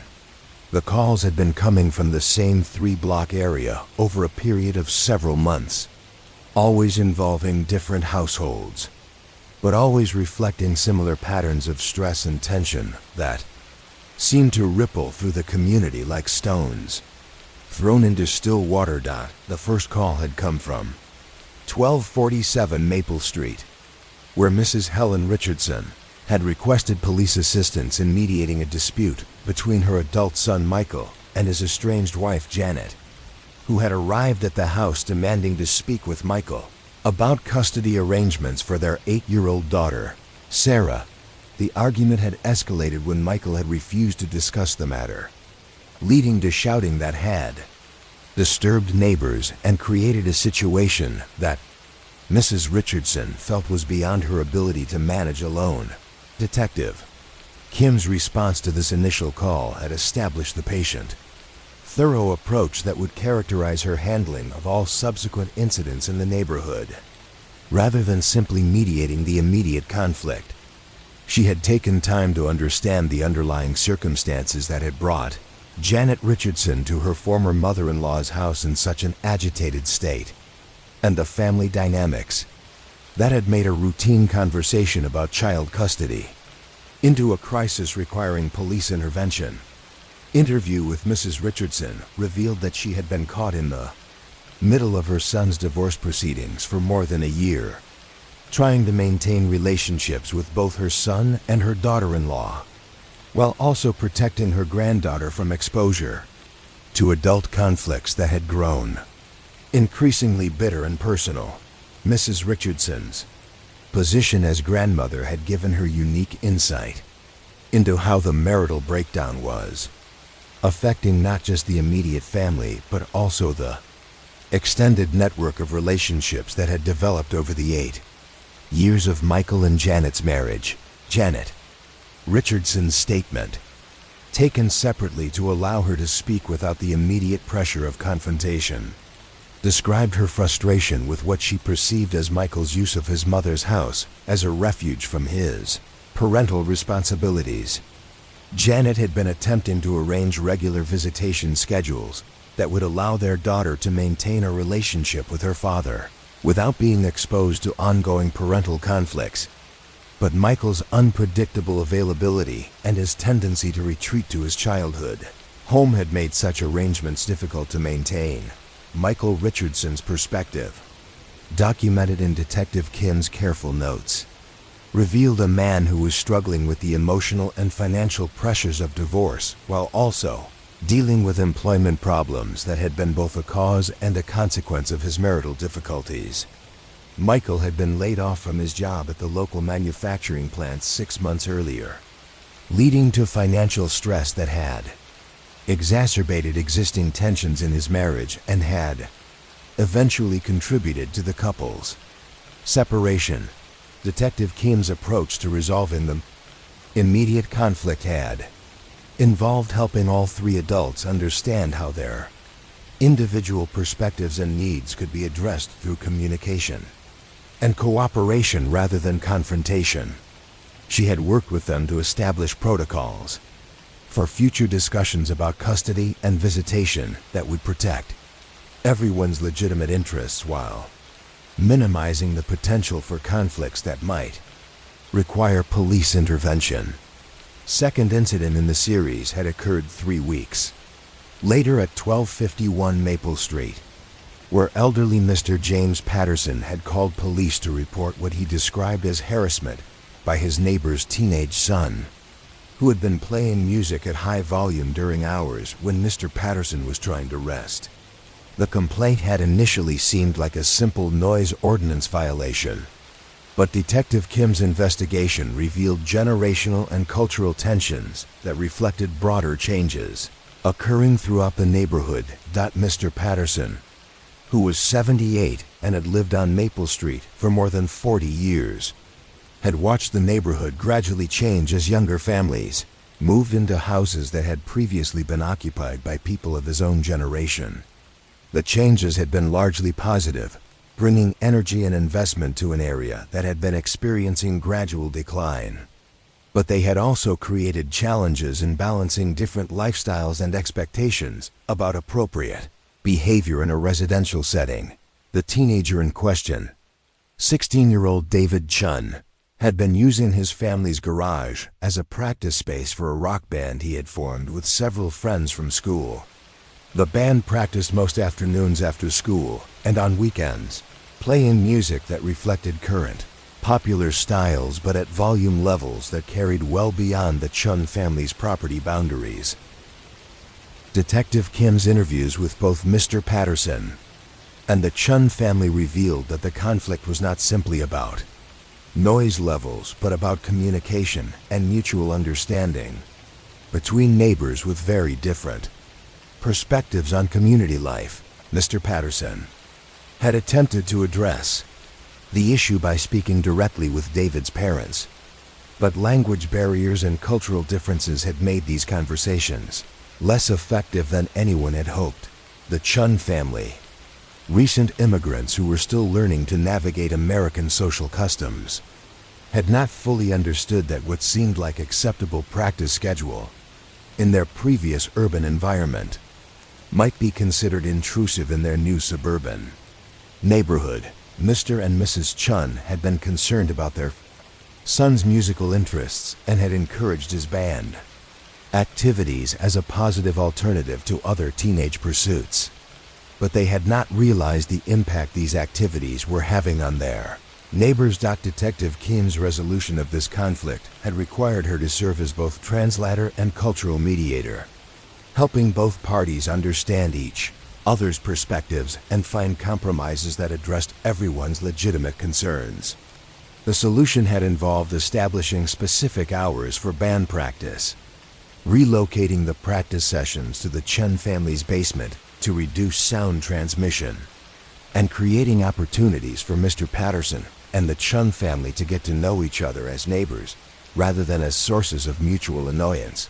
The third incident had occurred at 1255 Maple Street, where Mrs. Dorothy Wong had called police to report that she suspected her neighbor, Mrs. Alice Morrison, of stealing packages that had been delivered to the wrong address. The accusation had the potential to create lasting animosity between the two women, who had been friendly neighbors for several years. But Detective Kim's careful investigation revealed a more complex situation that required sensitive handling to preserve community relationships. Mrs. Wong's suspicion had been based on her observation that Mrs. Morrison had been receiving an unusual number of package deliveries over the past month, coinciding with a period when Mrs. Wong had been expecting several deliveries that had never arrived. The timing had seemed suspicious to Mrs. Wong, particularly since she had noticed that some of the packages delivered to Mrs. Morrison's house appeared to be addressed with labels that were difficult to read clearly from a distance. Detective Kim's investigation had required her to contact several delivery companies to track the packages that Mrs. Wong had been expecting, a process that revealed that most of the missing deliveries had actually been misrouted due to a new driver who was unfamiliar with the neighborhood's address system. The packages had been delivered to various incorrect addresses throughout the area, creating delivery problems for several residents beyond just Mrs. Wong and Mrs. Morrison. The increased deliveries to Mrs. Morrison's house had been the result of her daughter's recent move back home following her college graduation, bringing with her a collection of belongings and new purchases that required frequent package deliveries. Mrs. Morrison had been expecting these deliveries and had not realized that her neighbors' concurrent delivery problems might create the appearance of suspicious activity. Detective Kim's handling of this situation had required delicate communication skills to address Mrs. Wong's legitimate concerns, while also protecting Mrs. Morrison from unfounded accusations that could have damaged her reputation in the community. The detective had worked with both women to resolve the misunderstanding while also coordinating with delivery companies to prevent similar problems in the future. The resolution had included establishing a neighborhood system for managing misdelivered packages, with several residents agreeing to serve as temporary holders for packages delivered to incorrect addresses until they could be redirected to their proper recipients. This system had not only solved the immediate problem, but had also created a framework for neighbors to assist each other with similar issues, strengthening community relationships rather than allowing misunderstandings to create lasting divisions. As Detective Kim continued her work in the Riverside District, she began to recognize patterns in the types of conflicts that brought neighbors into contact with law enforcement. Many of the issues seemed to stem from changes in the neighborhoods, demographics, and the challenges of maintaining community cohesion as long-time residents aged and new families with different backgrounds and expectations moved into the area. The fourth incident in the series had involved the Morrison family at 1259 Maple Street, where teenage daughter Jennifer had been reported missing by her parents when she failed to return home from school at her usual time. The missing person report had been filed by Mrs. Linda Morrison, who had become concerned when Jennifer had not arrived home by 4:30 p.m. and had not responded to phone calls or messages from her parents. Detective Kim's investigation had begun with the standard procedures for missing teenager cases, including contact with Jennifer's school, interviews with her friends, and a survey of locations where she typically spent time. However, the investigation had quickly revealed that Jennifer's disappearance was connected to family tensions that had been building over several months as she struggled with the social and academic pressures of her senior year of high school. Jennifer had been found that evening at the home of her boyfriend, Mark Chun, whose family lived several blocks away in the same neighborhood. She had gone to the Chun house after school to avoid a family discussion about her college plans that she had been dreading, knowing that her parents had different expectations about her future than she had developed for herself. The underlying conflict had involved Jennifer's desire to pursue artistic studies at a specialized college, while her parents had been encouraging her to consider more traditional academic programs that they believed would provide greater financial security. The disagreement had created tension in the Morrison household that had made Jennifer reluctant to discuss her plans, and had led to communication patterns that had contributed to her parents' panic when she had failed to arrive home as expected. Detective Kim's approach to resolving this family crisis had involved facilitating conversations between Jennifer and her parents that allowed everyone to express their concerns and hopes without the defensive reactions that had characterized their previous discussions. The detective had helped the family understand that Jennifer's artistic interests could be pursued through educational programs that would also provide practical skills and career opportunities, creating a path forward that addressed both Jennifer's creative aspirations and her parents' concerns about her future security. The resolution had included Jennifer's agreement to participate in more open communication with her parents about her activities and whereabouts, while her parents had committed to listening more carefully to her perspectives on her future and to supporting her artistic development even if her chosen path differed from their initial expectations. The fifth incident had occurred at the intersection of Maple and Oak Streets, where Mrs. Agnes Patterson had called police to report that she had witnessed what appeared to be drug activity involving several teenagers from the neighborhood.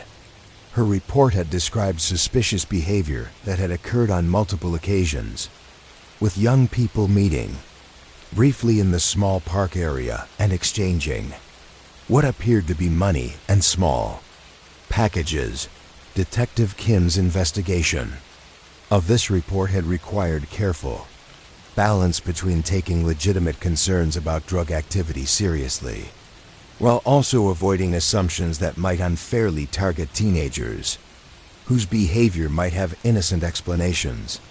The detective's surveillance of the area had revealed that the teenagers were indeed meeting regularly in the park, but their activities were not what Mrs. Patterson had assumed. The group consisted of 6 high school students who had been participating in what they called a study circle, meeting regularly to share notes, discuss assignments, and provide mutual support for challenging academic work. The exchange of money and packages had involved sharing the costs of group purchases of textbooks and study materials, with different students taking responsibility for purchasing items that were then distributed to other group members. The misunderstanding had arisen because the teenagers had been meeting in a secluded area of the park to avoid distractions, and had been discreet about their activities to prevent other students from requesting to join their group, which they had kept small to maintain its effectiveness. Their behavior had appeared secretive to observers who were not familiar with their study group activities. Detective Kim's resolution of this situation had involved educating Mrs. Patterson about the teenagers' actual activities while also working with the young people to help them understand how their behavior might appear to concerned community members. The outcome had included the teenagers' agreement to study in more visible locations and Mrs. Patterson's commitment to approach young people directly with questions or concerns rather than immediately assuming criminal activity. These incidents, taken together, revealed how Detective Kim's patient approach to community policing had helped address underlying sources of neighborhood tension before they could escalate into more serious conflicts. Her work had demonstrated that many situations that initially appeared to require law enforcement intervention were actually opportunities for community education and relationship, building that could strengthen social bonds and prevent future problems. The patterns that emerged from Detective Kim's work in the Riverside District showed how crime and conflict were often symptoms of broader social changes and communication challenges, rather than simply individual moral failures or criminal intentions. Her approach had recognized that effective law enforcement required understanding the social context in which problems occurred and working to address underlying causes rather than just immediate symptoms. The neighborhood's experience with Detective Kim's community-focused approach had resulted in the establishment of regular community meetings where residents could discuss concerns and work together to address issues before they required police intervention. These meetings had created ongoing opportunities for neighbors to get to know each other, share resources, and collaborate on solutions to common challenges. The success of this approach had been documented not just in the reduction of police calls from the area, but also in the strengthening of community relationships that had made the neighborhood more resilient and supportive for all its residents. Families like the Richardsons, Chuns, Wongs, Morrisons, and Pattersons had developed connections that extended beyond their immediate problems to include ongoing mutual support and shared responsibility for maintaining community welfare. Detective Kim's final reports on her work in the Riverside District included observations about the nature of community policing that reflected her deep understanding of how social relationships shaped both the problems that required police intervention and the solutions that could prevent future conflicts. She had written that effective law enforcement required recognizing that every individual was part of a larger web of relationships and responsibilities that influenced their behavior and shaped their opportunities for positive change.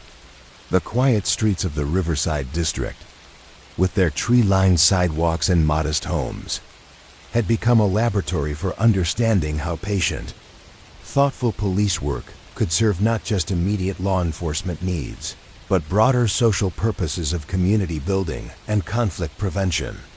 The stories that had unfolded on Maple Street and its surrounding blocks demonstrated how human problems that seemed complex and intractable could often be resolved through careful attention to underlying needs and genuine commitment to helping people find better ways to live together in harmony and mutual respect. Night shift at the Central Police Station began officially at 11 p.m., but the building's transition into its nocturnal rhythm started much earlier, as the day's activity gradually gave way to the different tempo that characterized law enforcement after darkness fell. Detective Lieutenant Robert Chun had been working nights for 12 years, long enough to understand that the police station at night became a different place entirely, one where time moved more slowly and where the work took on a contemplative quality that was impossible to achieve during the busier daylight. Hours. The main desk in the central corridor served as the nerve center for all nighttime operations, a heavy oak structure that had been installed when the building was constructed in 1954 and which had accumulated the particular patina that came from decades of steady use. The desk sergeant who presided over the station during the night shift was Officer Margaret Wong, a veteran of 23 years who had developed an almost maternal relationship with the building and everyone who worked in it. During the quiet hours when the city's problems were processed with deliberate care rather than urgent haste. Officer Wong's logbook for the night shift was a model of careful documentation, each entry recorded in the precise handwriting that she had perfected over her years of service. The logbook served not just as an official record of the station's activities, but as a kind of narrative chronicle of the city's nocturnal life, documenting the steady flow of human complexity that arrived at the police station's doors between sunset and dawn on this particular Tuesday evening in October of 1987. Officer Wong's first entry had been recorded at 11:15 p.m., Noting the arrival of Mrs. Dorothy Patterson, who had come to the station to report that her elderly neighbor, Mr. Frank Morrison, had not been seen for several days and had failed to collect his mail or newspaper, Mrs. Patterson's concern reflected the kind of informal neighborhood watch system that had developed in many of the city's residential areas, where longtime residents looked out for each other with quiet consistency that often prevented small problems from becoming serious emergencies.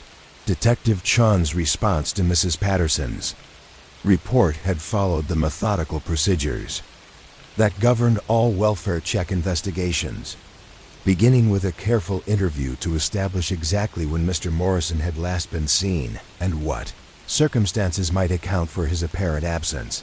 Mrs. Patterson's statement, recorded in Detective Chun's neat handwriting, revealed that she had been keeping an informal eye on Mr. Morrison since his wife had died 2 years earlier, checking periodically to ensure that he was managing adequately on his own.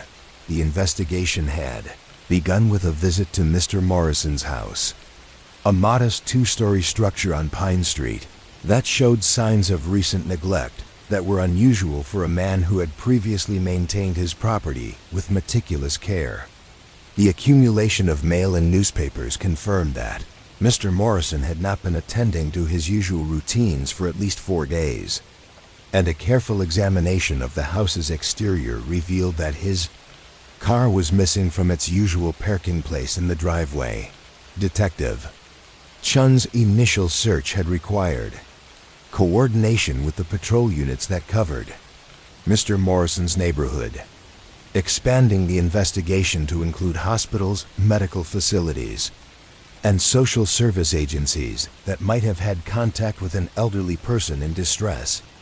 The detective had also contacted Mr. Morrison's adult children, who lived in other states but maintained regular telephone contact with their father and who had not heard from him since their usual Sunday evening call. The breakthrough in the case had come at 1:30 a.m. when Detective Chun received a call from the state police reporting that Mr. Morrison's car had been found parked at a rest area along Interstate 84, approximately 60 miles from the city. Mr. Morrison had been discovered sleeping in the vehicle by a trooper conducting routine patrol, and he appeared to be confused and disoriented, unable to explain clearly how he had come to be in that location or where he had been intending to go. The resolution of Mr. Morrison's case had required extensive coordination between Detective Chun, medical personnel, and social service agencies to address what appeared to be the early stages of dementia that had caused the elderly man to become confused about his location and intentions during what he had apparently intended as a simple drive to visit his daughter in Portland. The experience had been frightening for Mr. Morrison, who retained enough awareness to understand that he had become lost, but was unable to orient himself sufficiently to find his way home.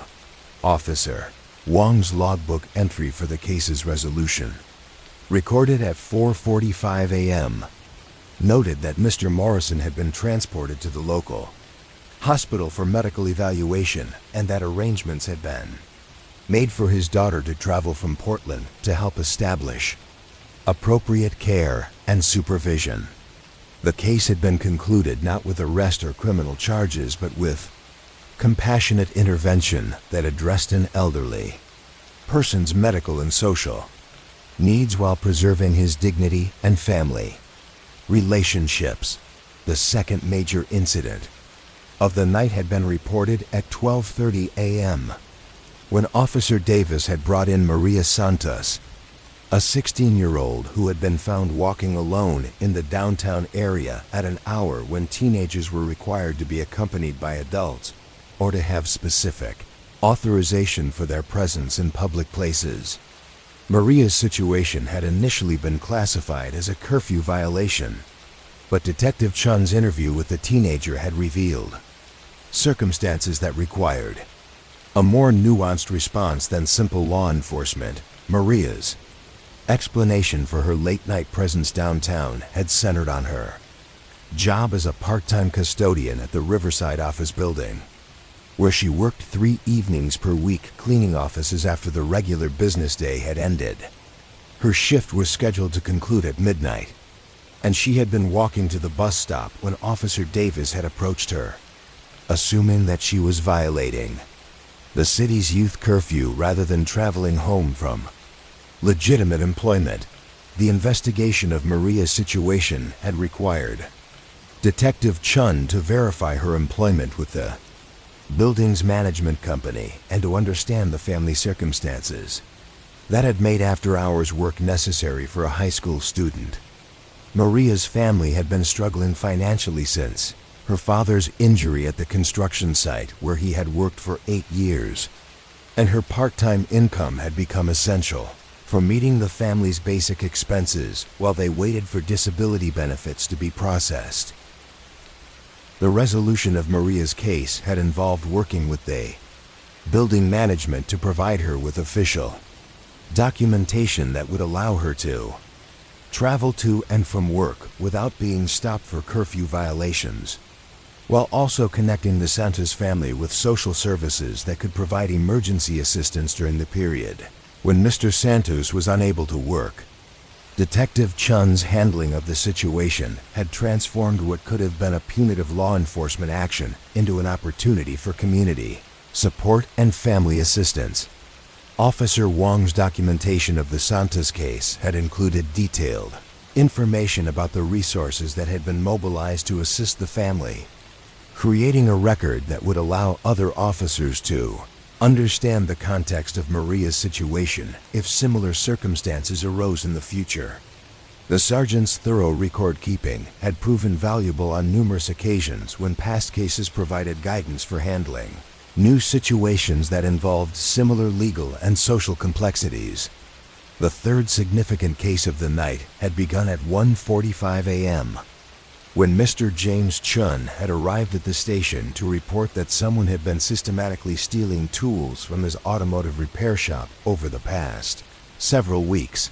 Mr. Chun's business, located in the industrial district, had been experiencing what he described as a pattern of theft that suggested someone with detailed knowledge of automotive repair equipment and access to the shop during hours when it was supposedly secure. Detective Chun's investigation of the tool thefts had required him to visit the repair shop during the early morning hours when the building was empty and quiet, allowing for a thorough examination of the premises without the distractions that would have been present during normal business hours.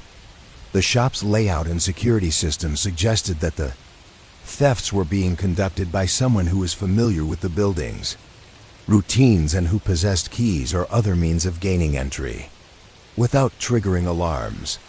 The pattern of missing tools had been carefully documented by Mr. Chun, who maintained detailed inventory records that allowed him to identify exactly which items had been taken and when their absence had first been noticed. The missing equipment included specialized diagnostic tools, precision instruments, and other items that would be valuable primarily to someone engaged in automotive repair work, suggesting that the thief was not simply taking items for resale, but was building a collection of professional equipment. Detective Chun's investigation had expanded to include interviews with current and former employees of the shop, as well as other automotive repair businesses in the area that might have experienced similar problems. The investigation had revealed that the tool thefts were part of a larger pattern affecting several shops in the industrial district, all involving the systematic removal of professional equipment by someone who appeared to be establishing their own automotive repair operation. The case had been resolved when Detective Chun's surveillance of the shop had revealed that the thefts were being committed by Robert Morrison, a former employee who had been laid off 6 months earlier due to a reduction in the shop's business. Morrison had been using his retained knowledge of the shop's security procedures and his personal relationship with current employees to gain access to the building during off hours, taking tools that he needed to establish a competing business. The resolution of Morrison's case had required delicate handling that balanced Mr. Chun's legitimate right to recover his stolen property with Morrison's desperate need to support his family after losing his job. Detective Chun had worked with both men to develop a solution that allowed Morrison to return the stolen tools while also addressing the underlying economic pressures that had motivated his theft. Officer Wong's final entries for the night shift had been recorded between 5 o'clock and 6 a.m., documenting the gradual transition from the station's nocturnal rhythm to the increasing activity that would characterize the beginning of the day shift. The sergeant's logbook provided a complete record of how the night's various cases had been processed, creating documentation that would allow day shift personnel to understand the status of ongoing investigations and the resources that had been committed to different problems. The night shift's approach to police work had been characterized by the kind of patience and thorough attention to detail that was possible when officers were not rushing from one emergency call to another, but could take time to understand the full context of each situation they encountered. Detective Chun and Officer Wong had both developed expertise in handling the complex social and family situations that often came to police attention during nighttime hours, when people's problems had reached the point where they could no longer be managed through normal daytime resources. The quiet atmosphere of the police station during night hours had created an environment where both officers and citizens could engage in the kind of thoughtful conversation that was necessary for addressing underlying causes rather than just immediate symptoms. The reduced pace and lower stress levels had allowed for creative problem solving that might not have been possible during busier periods when officers were required to handle multiple urgent situations simultaneously. Detective Chun's approach to night shift work had been influenced by his understanding that many of the people who came to police attention during late evening and early morning hours were dealing with crisis situations that required not just law enforcement, but also social support, family intervention, and connection with community resources. His work had demonstrated that effective police work often involved serving as a liaison between people in crisis and the various agencies and organizations that could provide appropriate assistance. Officer Wong's role as desk sergeant had made her the first point of contact for most people who came to the station during night hours, and she had developed exceptional skills in quickly assessing situations and determining what types of intervention would be most helpful. Her careful documentation had created a comprehensive record of how the police station had served as a community resource during hours when other sources of assistance were not readily available. The rhythm of night shift work had been shaped by the understanding that criminal behavior often reflected underlying social and economic problems that could not be addressed through simple arrest and prosecution procedures. The officers who worked these hours had developed approaches that emphasized prevention, intervention, and community connection rather than just law enforcement, recognizing that sustainable solutions required addressing root causes rather than just managing symptoms. The cases that had been processed during this particular night shift reflected the full spectrum of human complexity that characterized police work, from elderly people dealing with medical crises to teenagers navigating family economic pressures to small business owners struggling with employee relationships and economic competition. Each situation had required a different approach, but all had benefited from the patient, thoughtful attention that was possible during the quieter hours when officers had time to understand context and develop appropriate responses. The police station's transition back to day shift operations had been marked by the arrival of additional personnel and the gradual increase in activity that would characterize the next 16 hours of service. But the work that had been accomplished during the night shift had created a foundation of resolved problems and supported individuals that would contribute to the community's overall stability and well-being. Throughout the following day, The documentation that Officer Wang had maintained throughout the night would become part of the permanent record of how the police department had served community needs during those quiet hours when the city's problems were addressed with deliberate care rather than urgent response.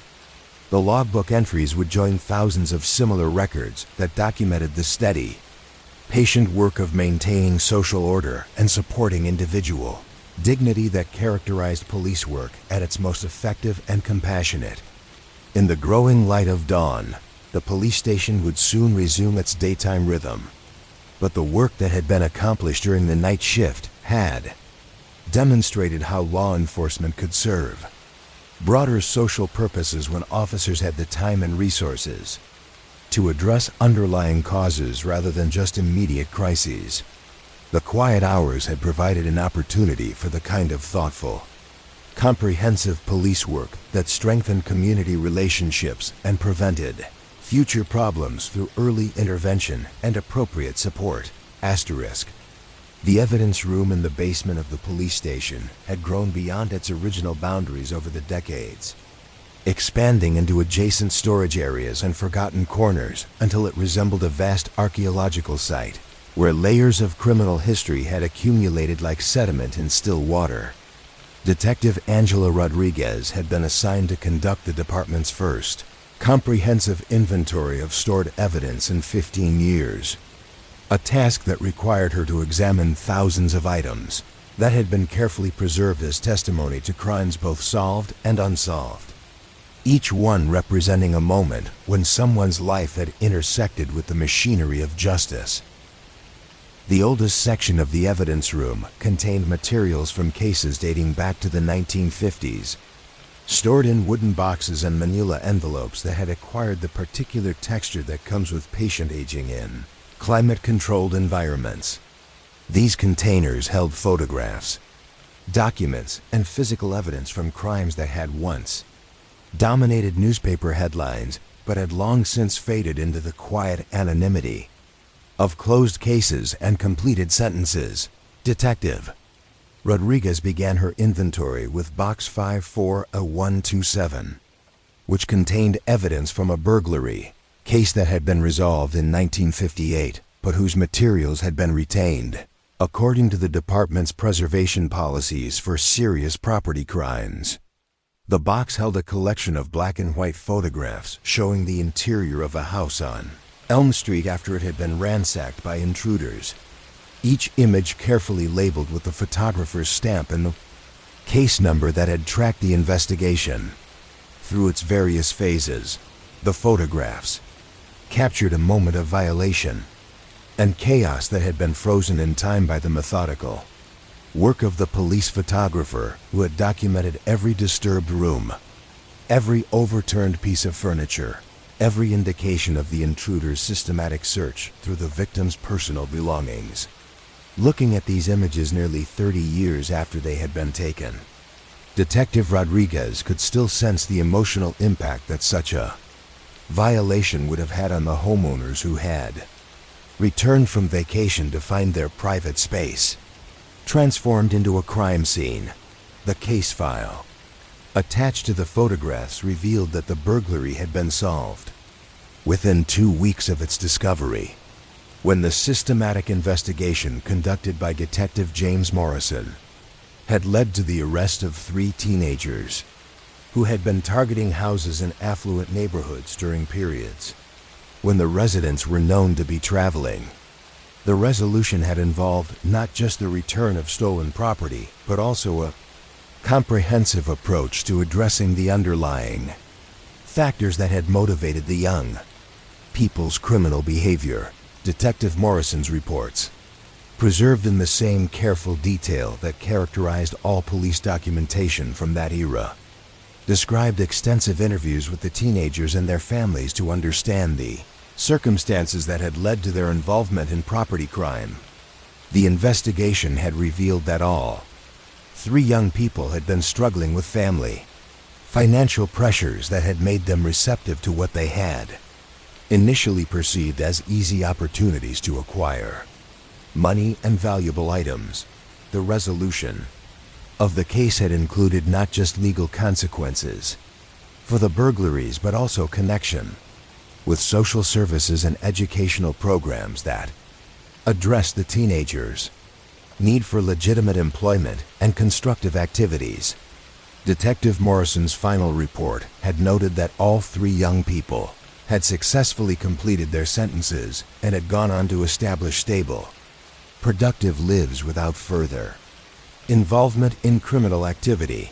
Detective Rodriguez found herself moved by the thoroughness of Detective Morrison's approach and the genuine care that had characterized his work with both the victims and the perpetrators of the crimes he had investigated. The photographs and documents in the evidence box represented not just a criminal investigation, but a comprehensive effort to understand and address the human factors that had created the situation requiring police intervention. Moving deeper into the evidence room's archives, Detective Rodriguez encountered Box 61B203, which contained materials from a missing person case that had captured the community's attention during the summer of 1961. The missing person was 12-year-old Timothy Chun, who had disappeared while riding his bicycle in Riverside Park on a Saturday afternoon, and whose absence had prompted the most extensive search effort in the city's history up to that point. The evidence box contained hundreds of photographs documenting the search efforts, showing volunteers, police officers, and family members combing through every area of the park and surrounding neighborhoods in their desperate attempt to locate the missing child. The photographs captured the community's response to a family's crisis, with neighbors, strangers, and official personnel working together in a massive coordinated effort that had involved thousands of people over the course of several weeks. The case file revealed that Timothy Chen had eventually been found safe, discovered in a small cave along the riverbank where he had taken shelter after becoming disoriented during an extended bicycle ride that had carried him much further from home than he had intended to go. The boy had survived on wild berries and stream water while attempting to find his way back to familiar territory, an experience that had tested both his resourcefulness and the community's capacity for organized response to emergency situations. Detective Sarah Wong, who had coordinated the search efforts, had documented not just the investigation's procedures, but also the community dynamics that had emerged during the crisis. Her reports described how the search for Timothy Chun had brought together people who had previously been strangers, creating connections and cooperative relationships that had persisted long after the immediate emergency had been resolved. The photographs in the evidence box included images of the community celebration that had taken place when Timothy was found safe, showing the relief and joy that had characterized the reunion between the boy and his family. These images captured a moment of pure human emotion that transcended the official procedures and legal requirements that normally governed police work, demonstrating how criminal investigations could sometimes reveal the fundamental bonds that connected community members to each other. Detective Wong's final report had included observations about the nature of community response to crisis that reflected deep understanding of how shared challenges could strengthen social relationships and create lasting networks of mutual support.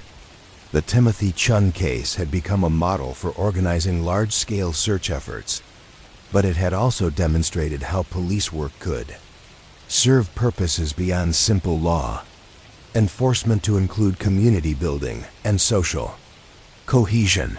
Continuing her inventory through the evidence room's collections, Detective Rodriguez found herself drawn to Box 67CO89, which contained materials from a fraud investigation that had uncovered a complex scheme involving the misuse of funds intended for community social services.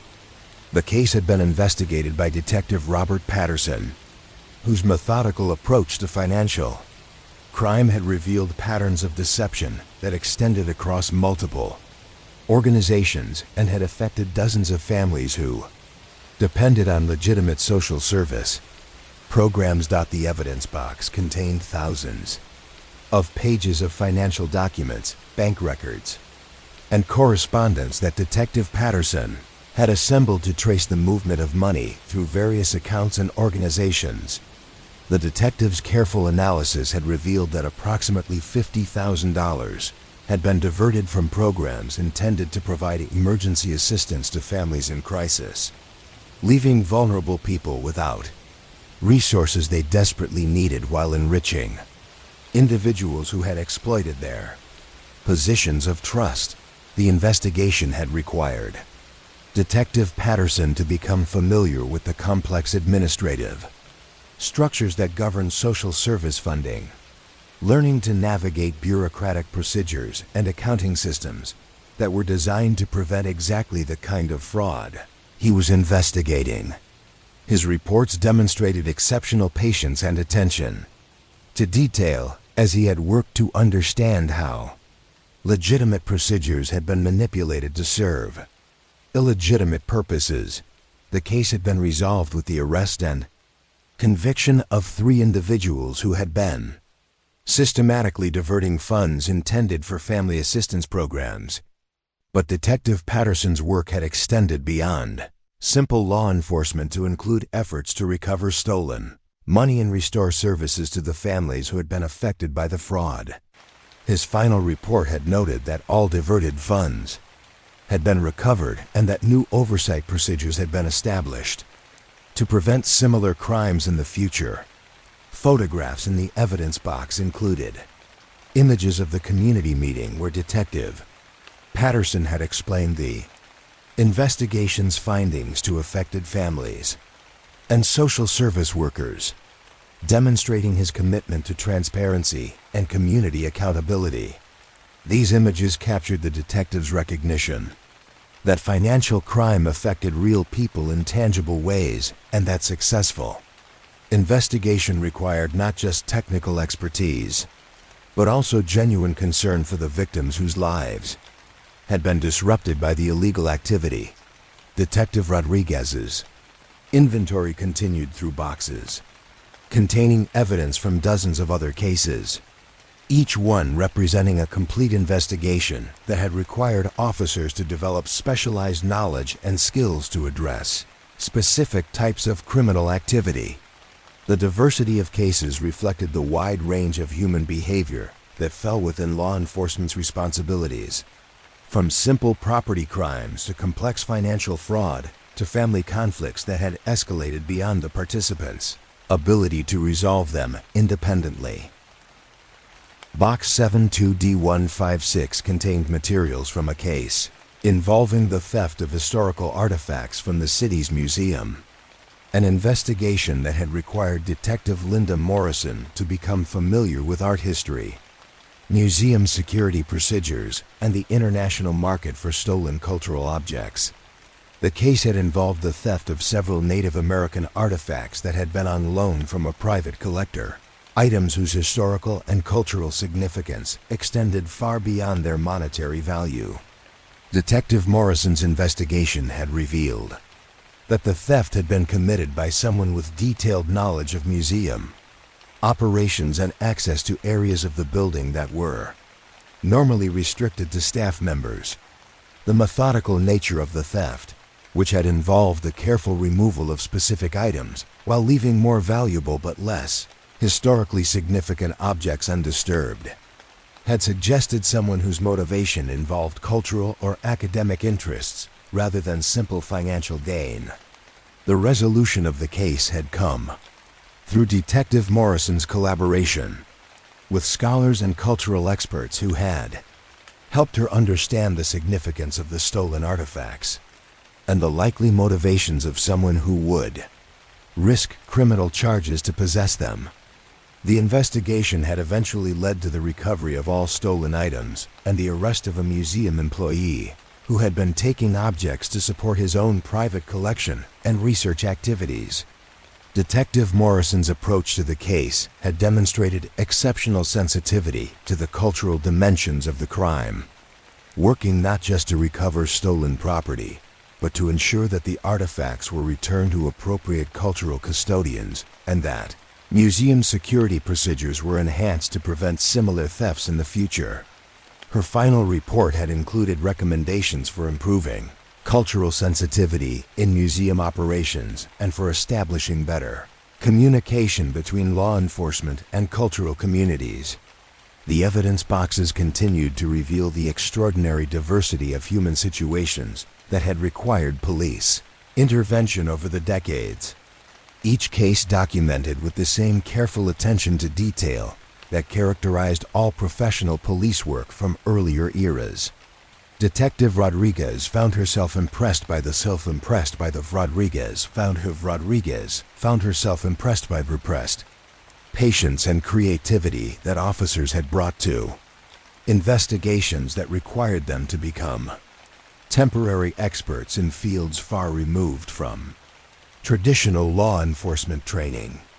Box 78E234 contained materials from a case involving the systematic vandalism of public artworks throughout the downtown area, an investigation that had required Detective Michael Chun to develop expertise in art conservation, public art administration, and the social dynamics that influenced community attitudes toward publicly funded cultural projects. The vandalism had involved not random destruction, but selective defacement that suggested specific ideological motivations.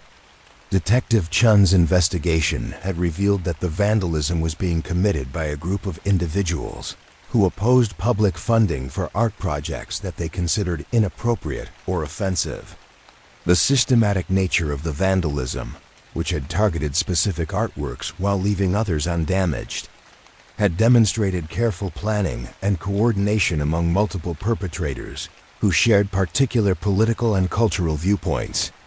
The resolution of the case had required Detective Chun to navigate complex issues involving freedom of expression, public funding policies, and community standards for appropriate art, working to address the underlying disagreements while also protecting public property from further damage.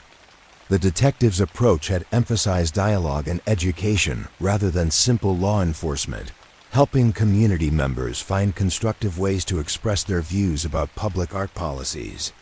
The final report had included recommendations for improving community involvement in public art selection and for establishing procedures that would allow for constructive public debate about cultural projects without resorting to property destruction. Detective Chun's work had demonstrated how law enforcement could serve broader community interests by facilitating communication and understanding rather than simply prosecuting criminal behavior. As Detective Rodriguez continued her inventory through hundreds of additional evidence boxes, she began to understand that she was examining not just criminal investigations, but a comprehensive archive of community life over several decades. Each case represented a moment when social tensions, individual problems, or institutional failures had required police intervention, creating opportunities for officers to serve purposes beyond simple law enforcement. The photographs, documents, and physical evidence contained in these boxes represented thousands of hours of careful police work conducted by officers who had understood their role as community problem solvers rather than simply law enforcers. The investigations documented in these materials had addressed not just immediate criminal behavior, but underlying social conditions that created opportunities for crime and conflict. The evidence room's collections demonstrated how effective police work required not just technical skills, but genuine understanding of human nature, community dynamics, and social institutions. The officers whose work was preserved in these archives had clearly recognized that sustainable solutions to criminal behavior required addressing root causes rather than just managing symptoms.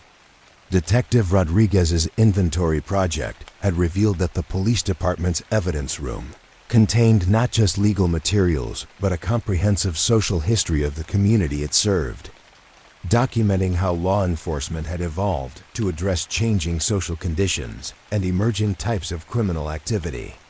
The careful preservation of these materials had created an invaluable resource for understanding how communities had addressed their most challenging problems over decades of social and economic change. In the quiet of the evidence room, surrounded by thousands of carefully labeled boxes and envelopes, Detective Rodriguez felt connected to the officers who had conducted these investigations and to the community, members whose lives had been affected by crime and its resolution. The faded photographs and aging documents represented not just the past, but guidance for future efforts to maintain community safety and social harmony through patient, thoughtful police work that recognized the fundamental humanity of everyone involved in the criminal justice system. The evidence room would continue to grow as new cases were resolved and new materials were added to its archives.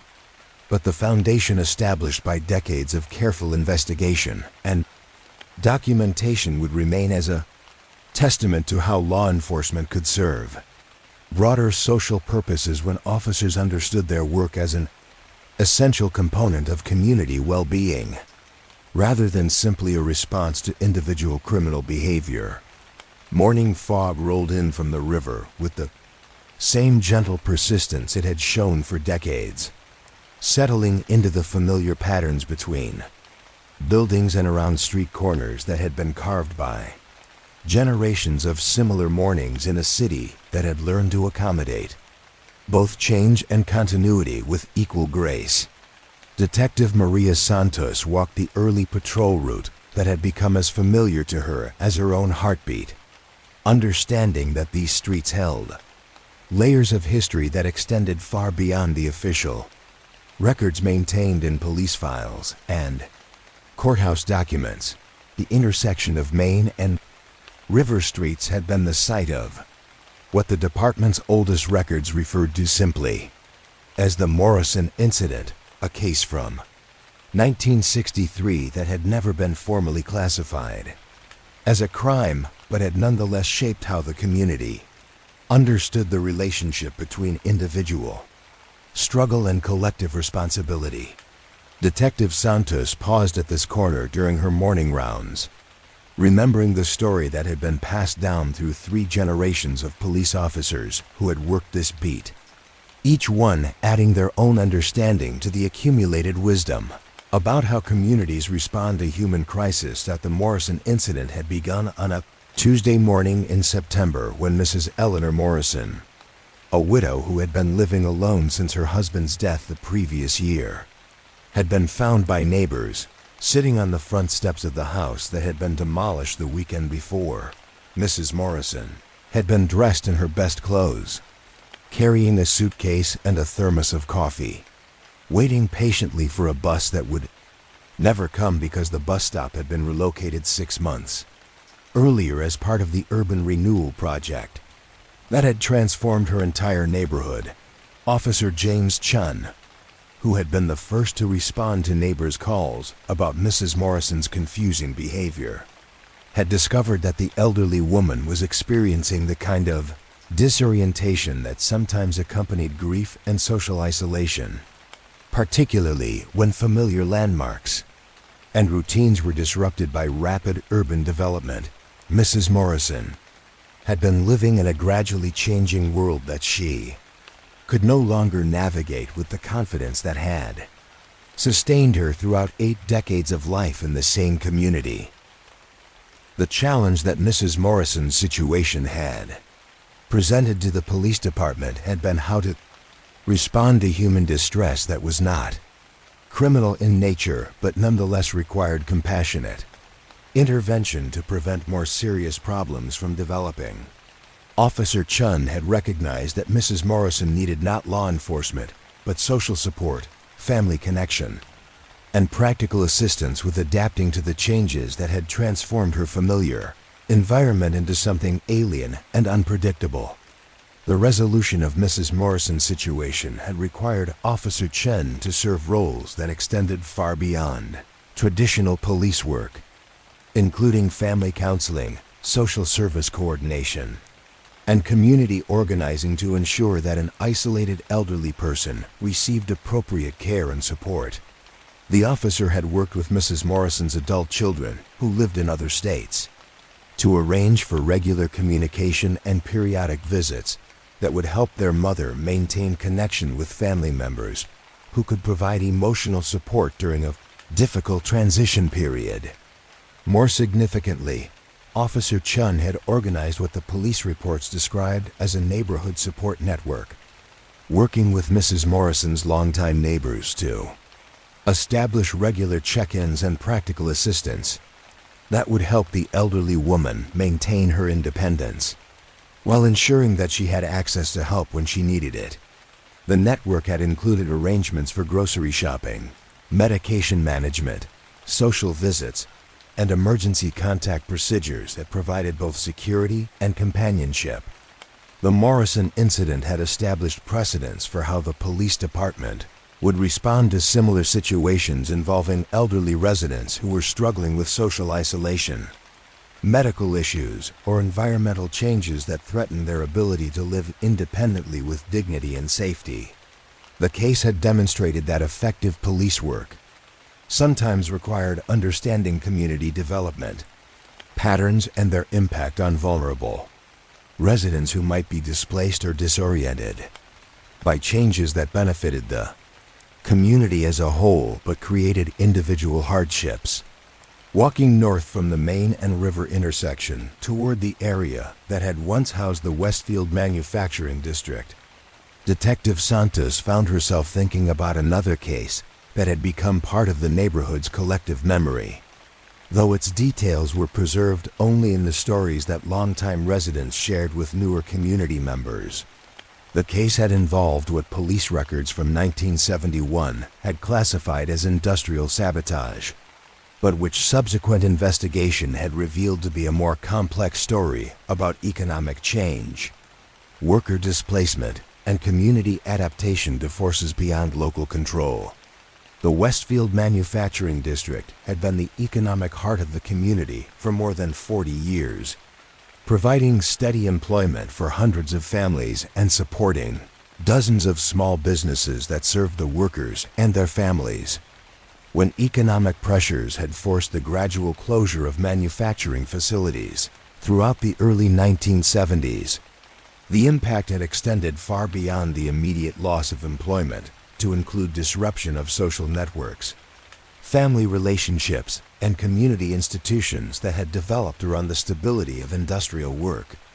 The incidents that had been reported as sabotage had actually been acts of preservation, conducted by former workers who had been systematically removing valuable equipment and machinery from closed factories to prevent its destruction or sale for scrap metal prices that represented only a fraction of its potential value to communities that could still support manufacturing operations. The removed equipment had been carefully stored in warehouses and garages throughout the community, maintained by volunteers who understood its technical specifications and potential applications. Detective William Patterson, who had investigated the reported sabotage, had gradually discovered that the community was engaged in an informal but systematic effort to preserve the manufacturing capacity that had supported local economic stability for decades. The investigation had revealed that dozens of former workers, small business owners, and community leaders had been collaborating to maintain equipment, preserve technical knowledge, and prepare for potential opportunities to resume manufacturing operations under different ownership or organizational structures. The resolution of the investigation had required Detective Patterson to work with community leaders, economic development officials, and legal authorities to find ways to legitimize preservation efforts that had been technically illegal but were motivated by legitimate concerns about economic survival and community continuity. The detective's approach had emphasized understanding the social and economic context that had motivated the preservation activities rather than simply prosecuting property violations. The outcome had included the canvas establishment of a community industrial development corporation that provided legal framework for preserving manufacturing equipment and knowledge while seeking investors and partners. who could support resumed manufacturing operations. Several of the preserved facilities had eventually been reopened under new ownership, providing employment for many of the same workers who had been displaced by the original closures. Detective Patterson's final report on the investigation had included observations about the relationship between economic change and community stability that reflected deep understanding of how social institutions adapted to external pressures. His work had demonstrated how law enforcement could serve community interests by facilitating adaptive responses to economic challenges rather than simply enforcing property laws that might prevent constructive community initiatives. Continuing her patrol route through the residential neighborhoods that surrounded the former manufacturing district, Detective Santos reflected on how these historical cases had influenced current approaches to community policing and crime prevention. The lessons learned from investigations like the Morrison incident and the manufacturing preservation case had been incorporated into training programs and departmental policies that emphasized understanding social context and addressing underlying causes of community problems. The residential area, known as the Riverside District, had been the site of numerous cases that had demonstrated how family and economic pressures could create situations requiring police intervention, but which were best resolved through community support rather than traditional law enforcement procedures. Detective Santos had worked several cases in this area that had benefited from the understanding that previous officers had developed about the relationship between individual crisis and community resources. One of the most significant cases in the Riverside District's recent history had involved the Chen family, whose teenage son David had been reported missing by his parents when he had failed to return home from school for 3 consecutive days.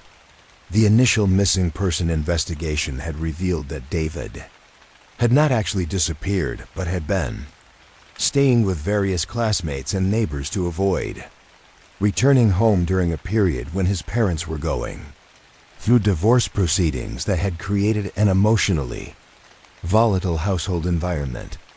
Detective Santos's investigation of David Chun's situation had required her to understand how family conflict affected teenage behavior and to work with parents, school officials, and neighbors to create temporary arrangements that would protect David from exposure to adult conflicts while allowing his parents to resolve their marital difficulties without additional stress from their sons' safety and well-being.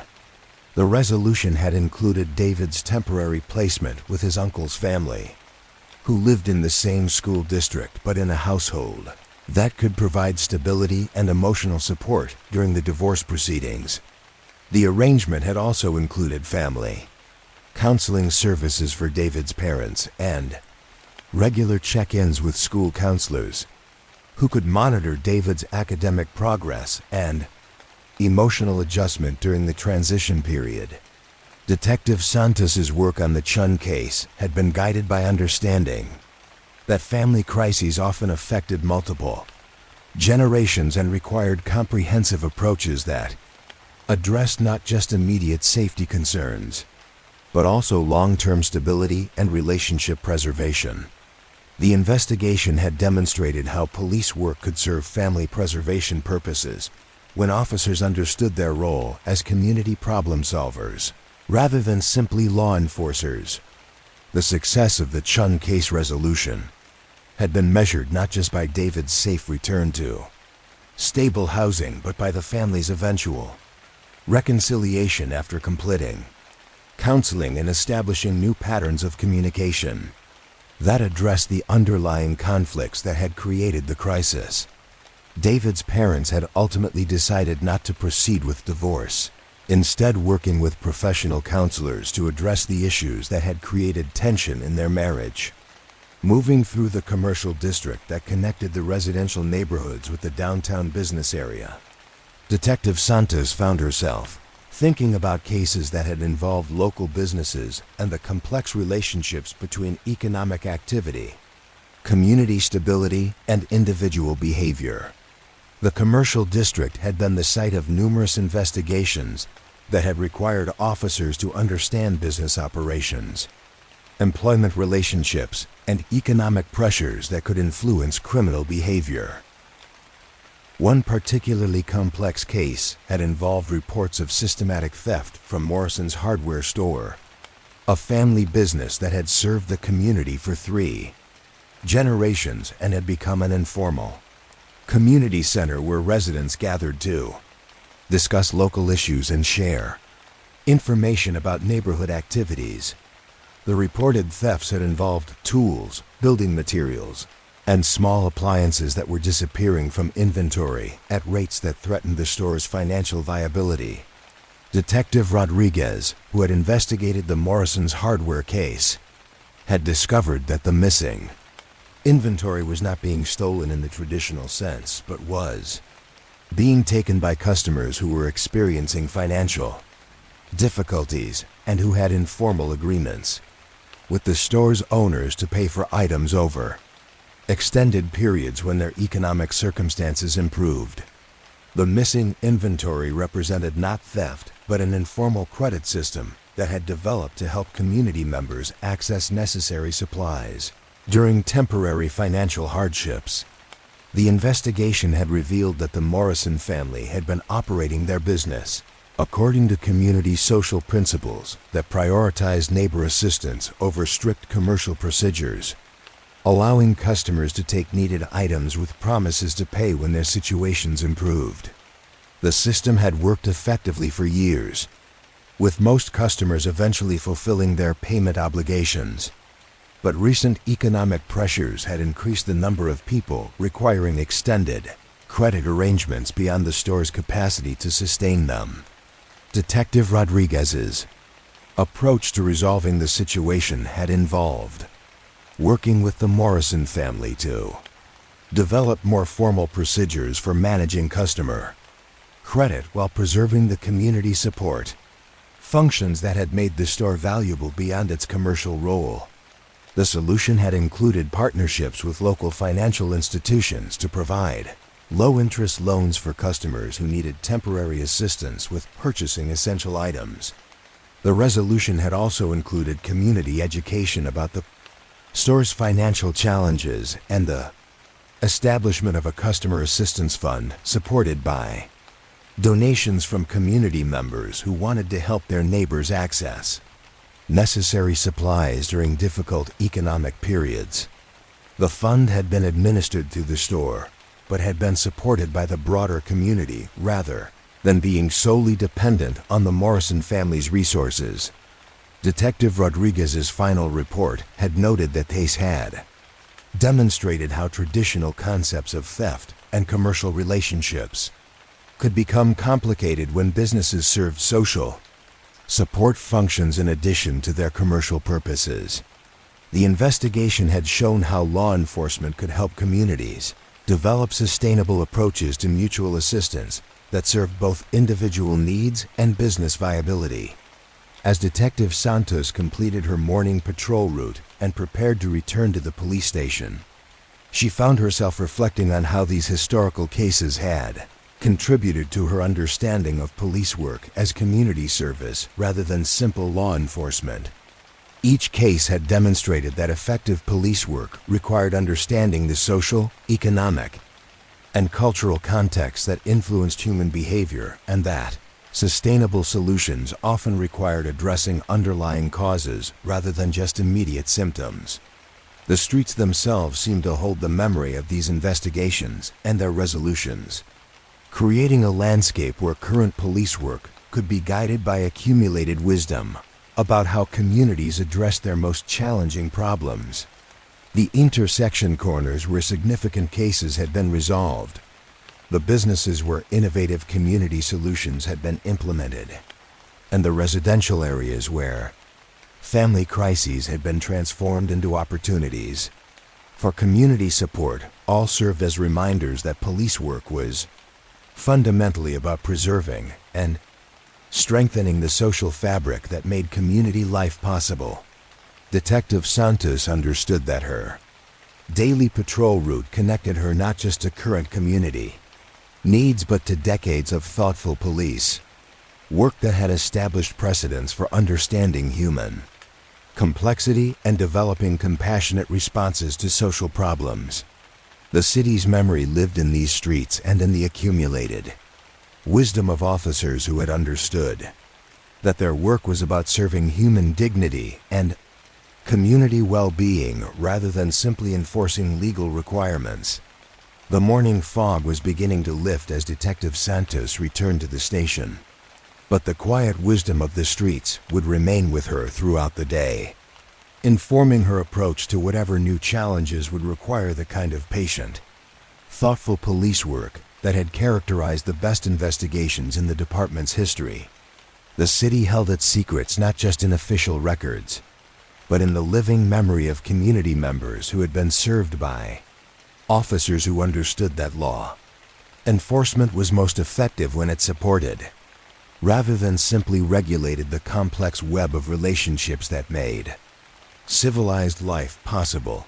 The archive project had reached its conclusion on a Thursday evening in late November, when the last of the cold case files had been processed, cataloged, and secured in their permanent storage locations within the police department's expanded records facility.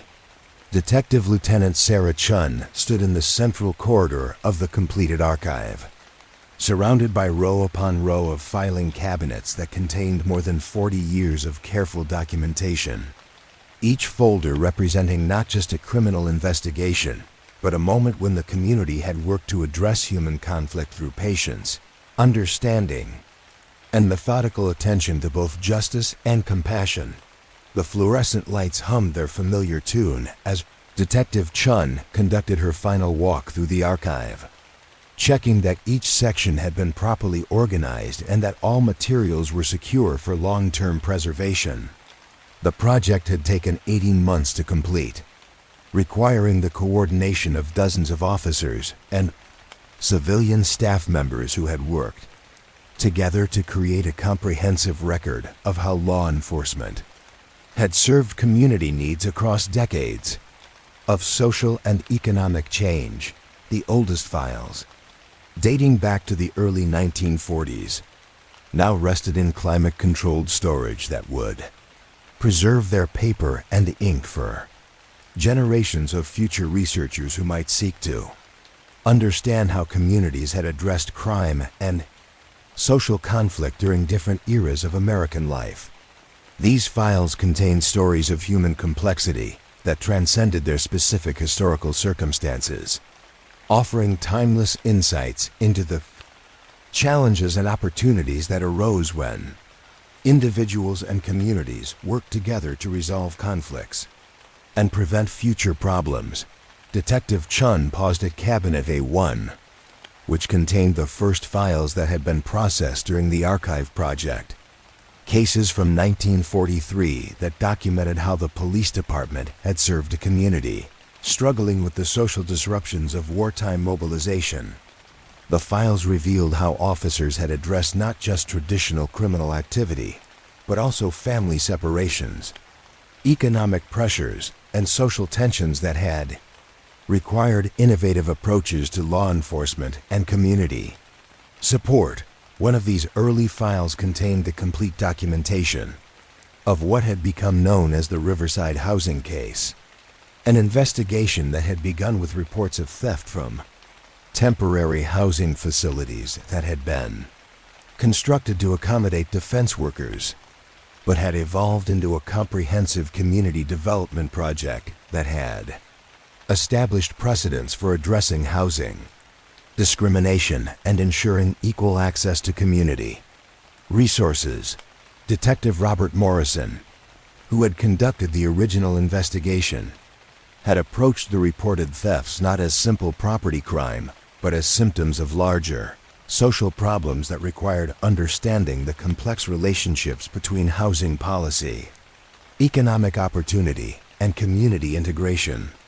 His investigation had revealed that the reported thefts were actually conflicts between different groups of residents who were competing for scarce resources and struggling to establish social order in hastily constructed communities that lacked established traditions and leadership structures.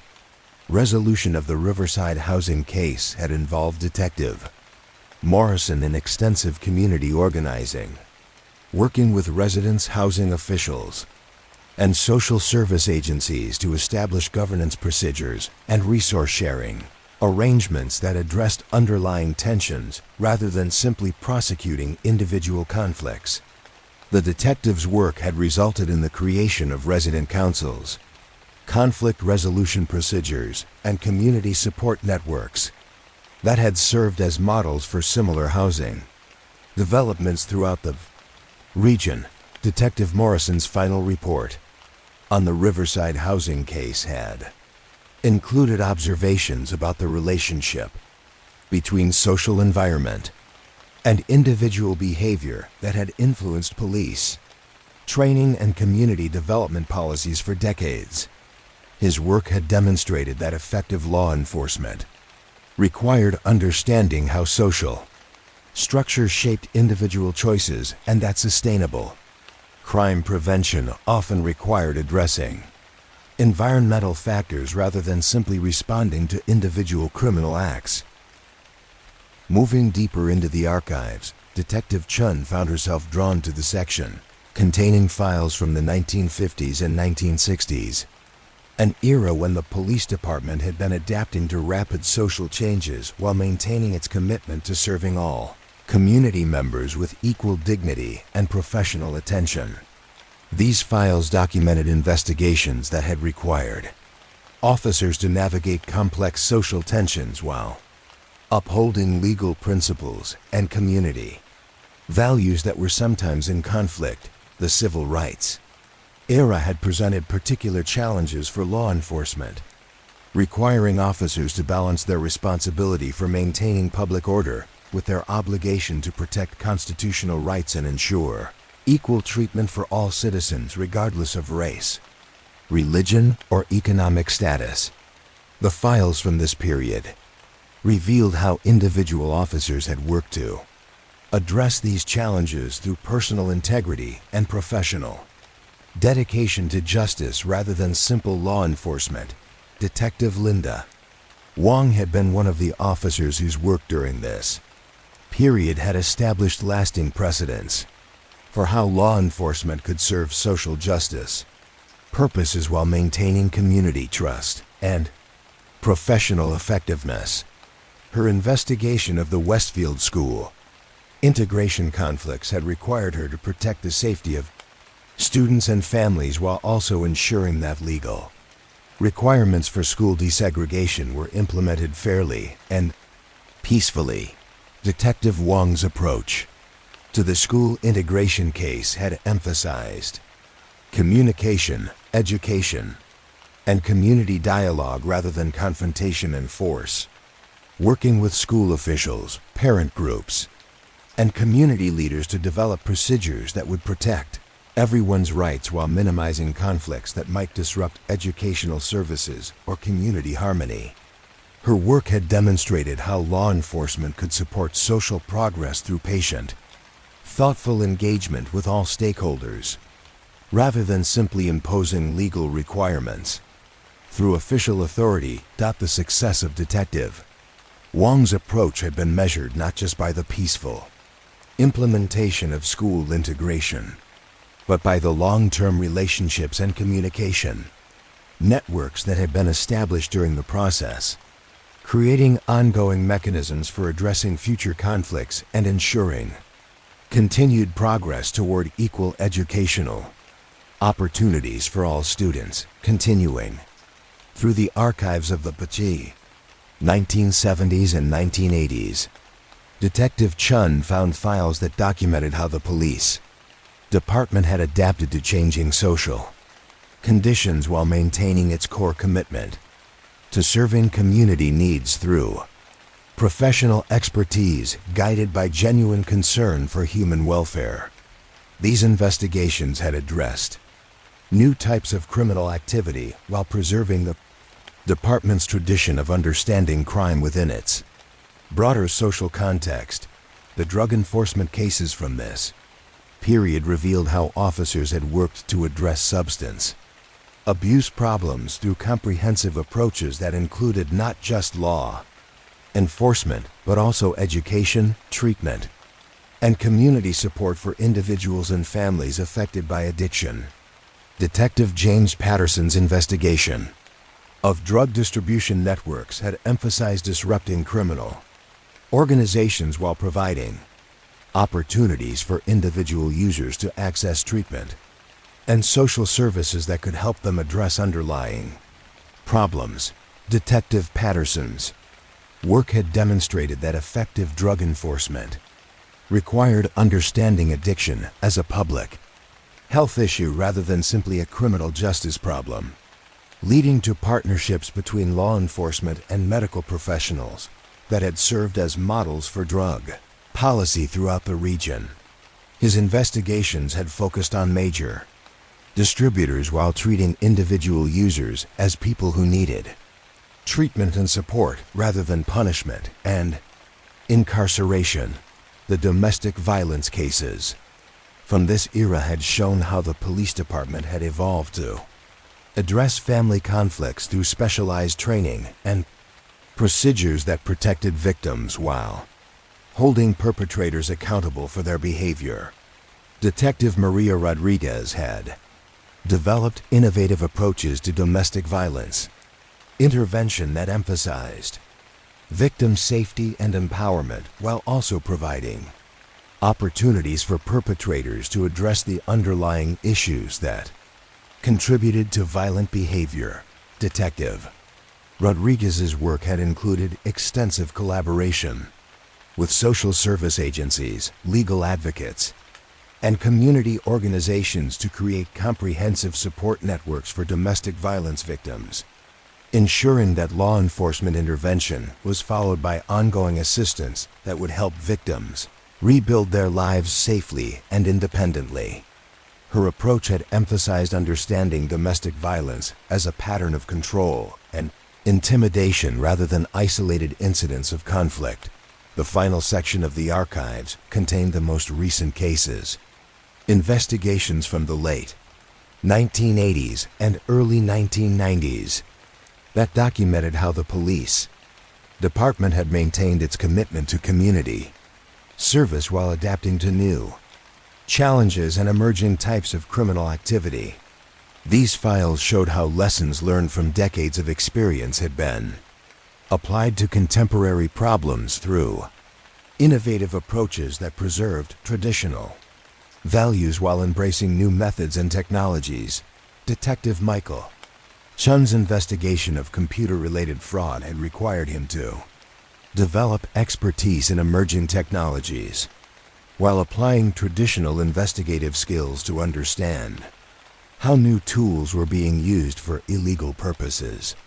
His work had established protocols for digital evidence collection and analysis that had served as foundations for modern cybercrime investigation while maintaining the department's emphasis on understanding human motivation and social context. The environmental crime cases from this period had shown how the police department had expanded its expertise to address new types of violations that affected community health and safety through illegal disposal of hazardous materials and violation of environmental protection laws. Detective Angela Santos had developed specialized knowledge of environmental regulations and scientific procedures while maintaining the department's traditional approach of understanding criminal behavior within its broader social and economic context. As Detective Chun completed her final review of the archives, she found herself reflecting on the extraordinary dedication and creativity that had characterized police work throughout the department's history. The thousands of files contained in these cabinets represented not just individual investigations but a comprehensive record of how law enforcement could serve community needs through professional expertise guided by genuine concern for human welfare and social justice. The archive project had revealed patterns in police work that transcended specific historical periods or types of criminal activity, demonstrating how effective law enforcement required understanding human nature, social dynamics, and community needs rather than simply applying legal procedures and technical skills. The officers whose work was documented in these files had understood their role as community problem solvers who served broader purposes than simple crime control. The careful preservation of these records would ensure that future officers could learn from the wisdom and experience of their predecessors, understanding how previous generations had addressed similar challenges through patience, creativity, and genuine commitment to serving all community members with dignity and respect. The archives represented not just historical documentation but ongoing guidance for maintaining the highest standards of professional police work. Detective Chun turned off the lights in the archive facility and secured the building for the evening, understanding that the work contained in these thousands of files would continue to influence police work and community safety for generations to come. The cases documented here had demonstrated how individual investigations could serve broader purposes of social justice and community development when officers understood their work as essential components of community well-being, rather than simply responses to individual criminal behavior. Walking through the quiet corridors of the police station toward the exit, Detective Chen felt a deep sense of connection to all the officers who had contributed to this comprehensive record of community service through professional law enforcement. Their patient work had created not just legal documentation, but a guide to understanding how communities could address their most challenging problems through cooperation, understanding, and genuine commitment to preserving human dignity within systems of justice and social order. The evening air was cool and still as Detective Chen stepped outside the police station, carrying with her the accumulated wisdom of decades of thoughtful police work that had served community needs while upholding the highest standards of professional integrity and human compassion. The archives would rest peacefully through the night, holding their stories in silent readiness for future officers who would need their guidance in serving communities with the same dedication and wisdom that had characterized the best police work throughout the department's distinguished history. In the quiet darkness of the archive facility, thousands of carefully preserved files settled into their designated places, each one containing not just documentation of past investigations but timeless insights into human nature and community, relationships that would remain relevant for as long as societies needed institutions capable of addressing conflict through justice, understanding, and respect for human dignity. The stories were complete now, sealed and secured, their wisdom preserved for future generations who would carry forward the tradition of community service through professional law enforcement, guided by genuine concern for human welfare and social harmony. The silence in the archives was not empty, but full, containing all the voices of officers and community members who had worked together to address human problems through patience, creativity, and mutual respect. Their work would continue to influence police service and community safety through the preserved memory of investigations that had demonstrated how law enforcement could serve the highest purposes of human society when conducted with wisdom, integrity, and genuine commitment to justice and community well-being. The final files had found their rest, and in their peaceful silence, they would continue to speak to future generations about the possibility of addressing human conflict through understanding, compassion, and professional dedication to serving the common good. The archive was complete, but the work it documented would continue forever, carried forward by officers who would understand their calling as community servants, whose work contributed to the ongoing human project of creating societies characterized by justice, safety, and mutual respect for the dignity of every person.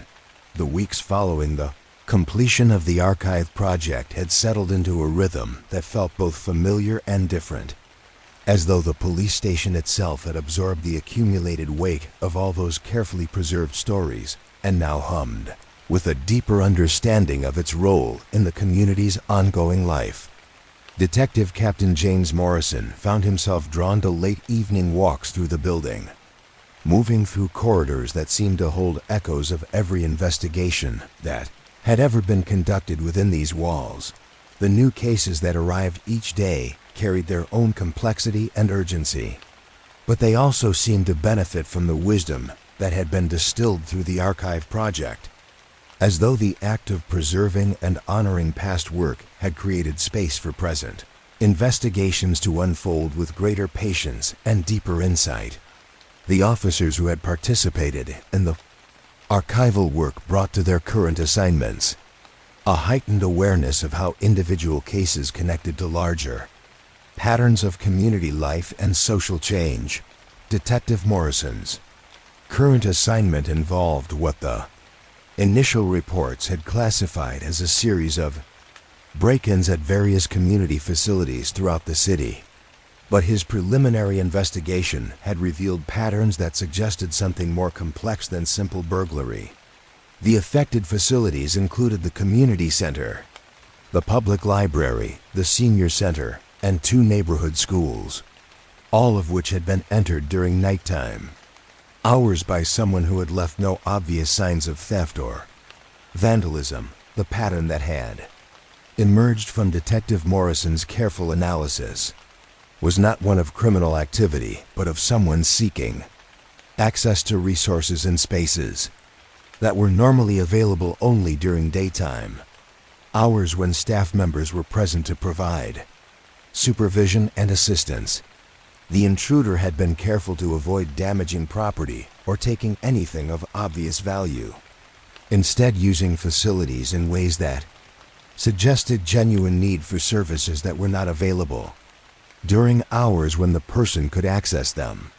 Through normal procedures, the breakthrough in the investigation had come when Detective Morrison had arranged to conduct surveillance of the community center during evening hours, positioning himself where he could observe the building without being noticed by anyone who might approach it after closing time. On the 3rd night of surveillance, he had observed a young man in his early 20s approaching the building through the parking area behind the facility, using what appeared to be his own key to enter through a service door. Rather than immediately confronting the individual, Detective Morrison had chosen to observe his activities within the building, watching through windows as the young man had moved purposefully through the facility to the kitchen area, where he had prepared what appeared to be a simple meal using ingredients that he had brought with him in a backpack. The young man had eaten his meal at one of the tables in the main meeting room, cleaned up carefully after himself, and had then settled into one of the comfortable chairs in the reading area with a book from his backpack. Detective Morrison's decision to approach the situation through conversation rather than arrest had been influenced by his understanding that the young man's behavior suggested someone who was using the facility for basic needs rather than someone engaged in criminal activity for personal gain. When Detective Morrison had entered the building and introduced himself, the young man had been cooperative and forthcoming about his circumstances and his reasons for accessing the community center after hours. The young man had identified himself as Marcus Chun, age 22, who had been living in his car for the past 3 months after losing both his job and his apartment due to a series of medical expenses that had exhausted his savings and damaged his credit rating. Marcus had been using the community center and other facilities to access basic amenities like clean restrooms, kitchen facilities, and comfortable spaces for reading and relaxation that were essential for maintaining his physical and mental health while he searched for employment and stable housing. Marcus's explanation of how he had gained Access to the facilities had revealed that he had been volunteering at several community organizations for more than 2 years, work that had given him keys and security codes that he had retained even after his personal circumstances had changed. His volunteer work had included maintenance tasks, event setup and cleaning duties that had made him familiar with the buildings, layouts and security systems. Detective Morrison's approach to resolving Marcus's situation had emphasized understanding the underlying social and economic factors that had created his need to access community facilities in unauthorized ways, rather than simply addressing the technical violations of building security that his presence represented. The detective had worked with staff members from the affected facilities to understand what resources might be available to help Marcus address his housing and employment needs through legitimate channels. The resolution had involved connecting Marcus with emergency housing assistance, job placement services, and financial counseling that addressed both his immediate needs and the underlying problems that had led to his homelessness. The community organizations where Marcus had been volunteering had agreed to formalize his status as an emergency resident assistant, providing him with legitimate access to facilities during evening hours in exchange for continued volunteer work that benefited all the programs. Detective Morrison's final report on the case had noted that Marcus's situation illustrated how economic instability could affect responsible community members who had established positive relationships with local organizations but who faced temporary crises that threatened their ability to maintain stable housing and employment. The investigation had demonstrated how law enforcement could serve community interests by connecting people in crisis with appropriate resources rather than simply prosecuting violations that were symptoms of larger social problems. The success of the resolution had been measured not just by Marcus's transition to stable housing and employment, but also by the strengthening of relationships between community organizations that had collaborated to address his needs. The case had created precedents for how similar situations would be handled in the future, with emphasis on understanding individual circumstances and mobilizing community resources rather than relying solely on criminal justice procedures. Moving beyond the immediate case, Detective Morrison found himself reflecting on how the Archive Project had influenced his approach to current investigations, creating a deeper appreciation for the human complexity that characterized most situations requiring police intervention. The historical cases had demonstrated that effective law enforcement often required patience and creativity, rather than simply applying standard procedures.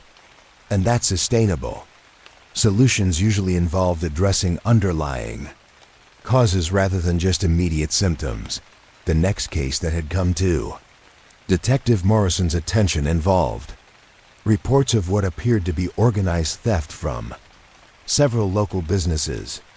But his investigation had revealed a situation that was more accurately described as a community mutual aid network that was operating without formal structure or official authorization. Small amounts of goods and services were being redistributed among community members who were experiencing temporary financial difficulties, with local business owners participating in informal arrangements that helped their neighbors while maintaining the appearance of normal commercial operations. The system had developed organically over several months as business owners had become aware of customers who were struggling with unemployment, medical expenses, or other financial pressures that prevented them from purchasing necessary items through normal commercial transactions. Rather than simply turning away customers who could not afford their goods and services, several business owners had established informal credit arrangements and work trade agreements that allowed community members to access what they needed while contributing labor or services in return. Detective Morrison's investigation had required him to understand the economic pressures that had led to the development of these informal arrangements. as well as the legal and tax implications of businesses operating outside normal commercial procedures. His work had involved extensive consultation with business owners, customers, legal advisors, and tax authorities to determine how community mutual aid could be structured in ways that served social purposes while complying with regulatory requirements. Resolution had included the establishment of a formal community assistance program that provided legal framework for businesses to participate in mutual aid arrangements while maintaining compliance with tax laws and commercial regulations.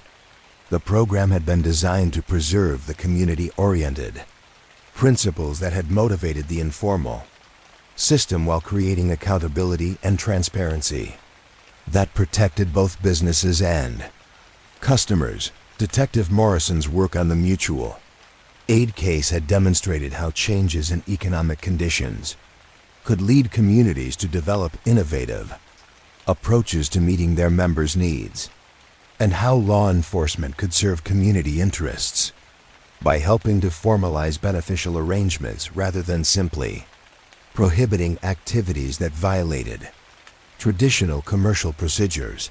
The patterns that had emerged from these recent cases reflected themes that Detective Morrison had observed throughout the archived investigations, particularly the ways in which individual problems often reflected larger social and economic pressures that required community-wide responses rather than individual solutions. The archive project had provided historical perspective that helped current officers understand how previous generations had addressed similar challenges through patient, creative approaches that emphasize community building rather than simple law enforcement. As winter deepened and the city settled into the quieter rhythms that characterized the season, Detective Morrison found himself drawn to evening patrols through neighborhoods where some of the archived cases had been resolved decades earlier. These walks provided opportunities to observe how communities had evolved since those earlier investigations, and to understand how successful resolutions had contributed to long-term community stability and social cohesion. The Riverside District, where Detective Kim had conducted her series of family-related investigations in the 1980s, had become a model for community-oriented problem-solving that emphasized communication and mutual support rather than formal intervention by outside authorities. The neighborhood had developed informal networks of mutual assistance and conflict resolution that prevented many problems from escalating to the point where police intervention was necessary. The commercial district, where Detective Rodriguez had resolved the hardware store credit situation, had evolved into a network of businesses that maintained formal mutual aid programs, supporting customers who experienced temporary financial difficulties while also creating economic stability for the businesses themselves. The success of these programs had attracted new businesses to the area and had created a reputation for community-oriented commerce that drew customers from throughout the region. Detective Morrison's evening patrols also took him through the downtown area where many of the archived cases had been resolved, and where he could observe how successful investigations had contributed to the development of community institutions and social networks that continued to serve preventive functions decades after their establishment. The precedents created by thoughtful police work had become part of the community's cultural inheritance, influencing how residents approached conflicts and challenges in their daily lives. The police station itself had evolved to reflect the lessons learned through the archive project, with training programs and operational procedures that emphasized understanding social context and addressing underlying causes rather than simply responding to immediate symptoms.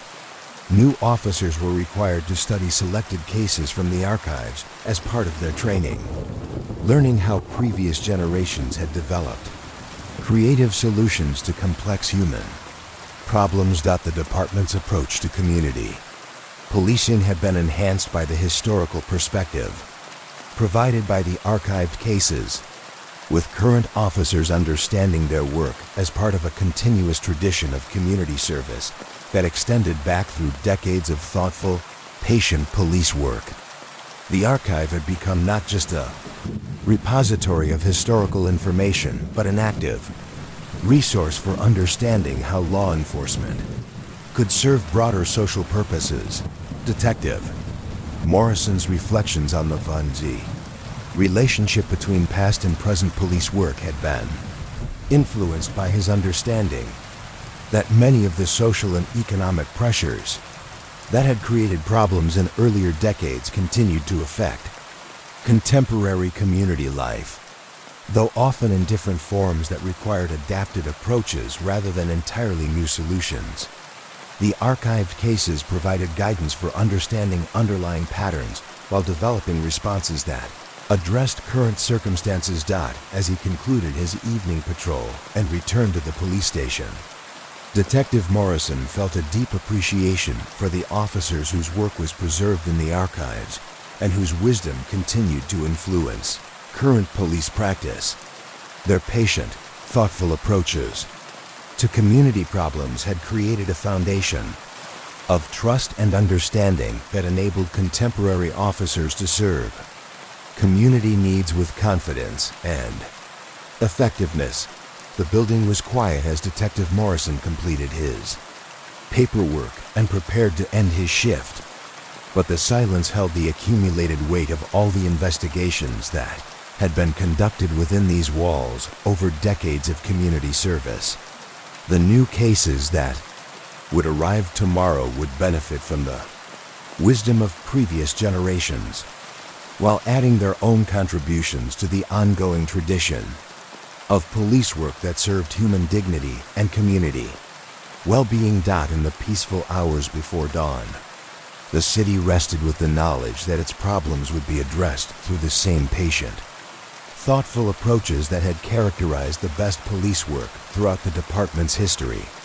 The archived stories had found their rest, but their influence continued in every investigation that emphasized understanding human complexity and building community solutions, rather than simply enforcing legal requirements. The tradition would continue, carried forward by officers who understood their work as community service, guided by professional expertise and genuine concern for human welfare, creating new stories that would someday join the archives as testimony to law enforcement's highest purposes and most enduring values.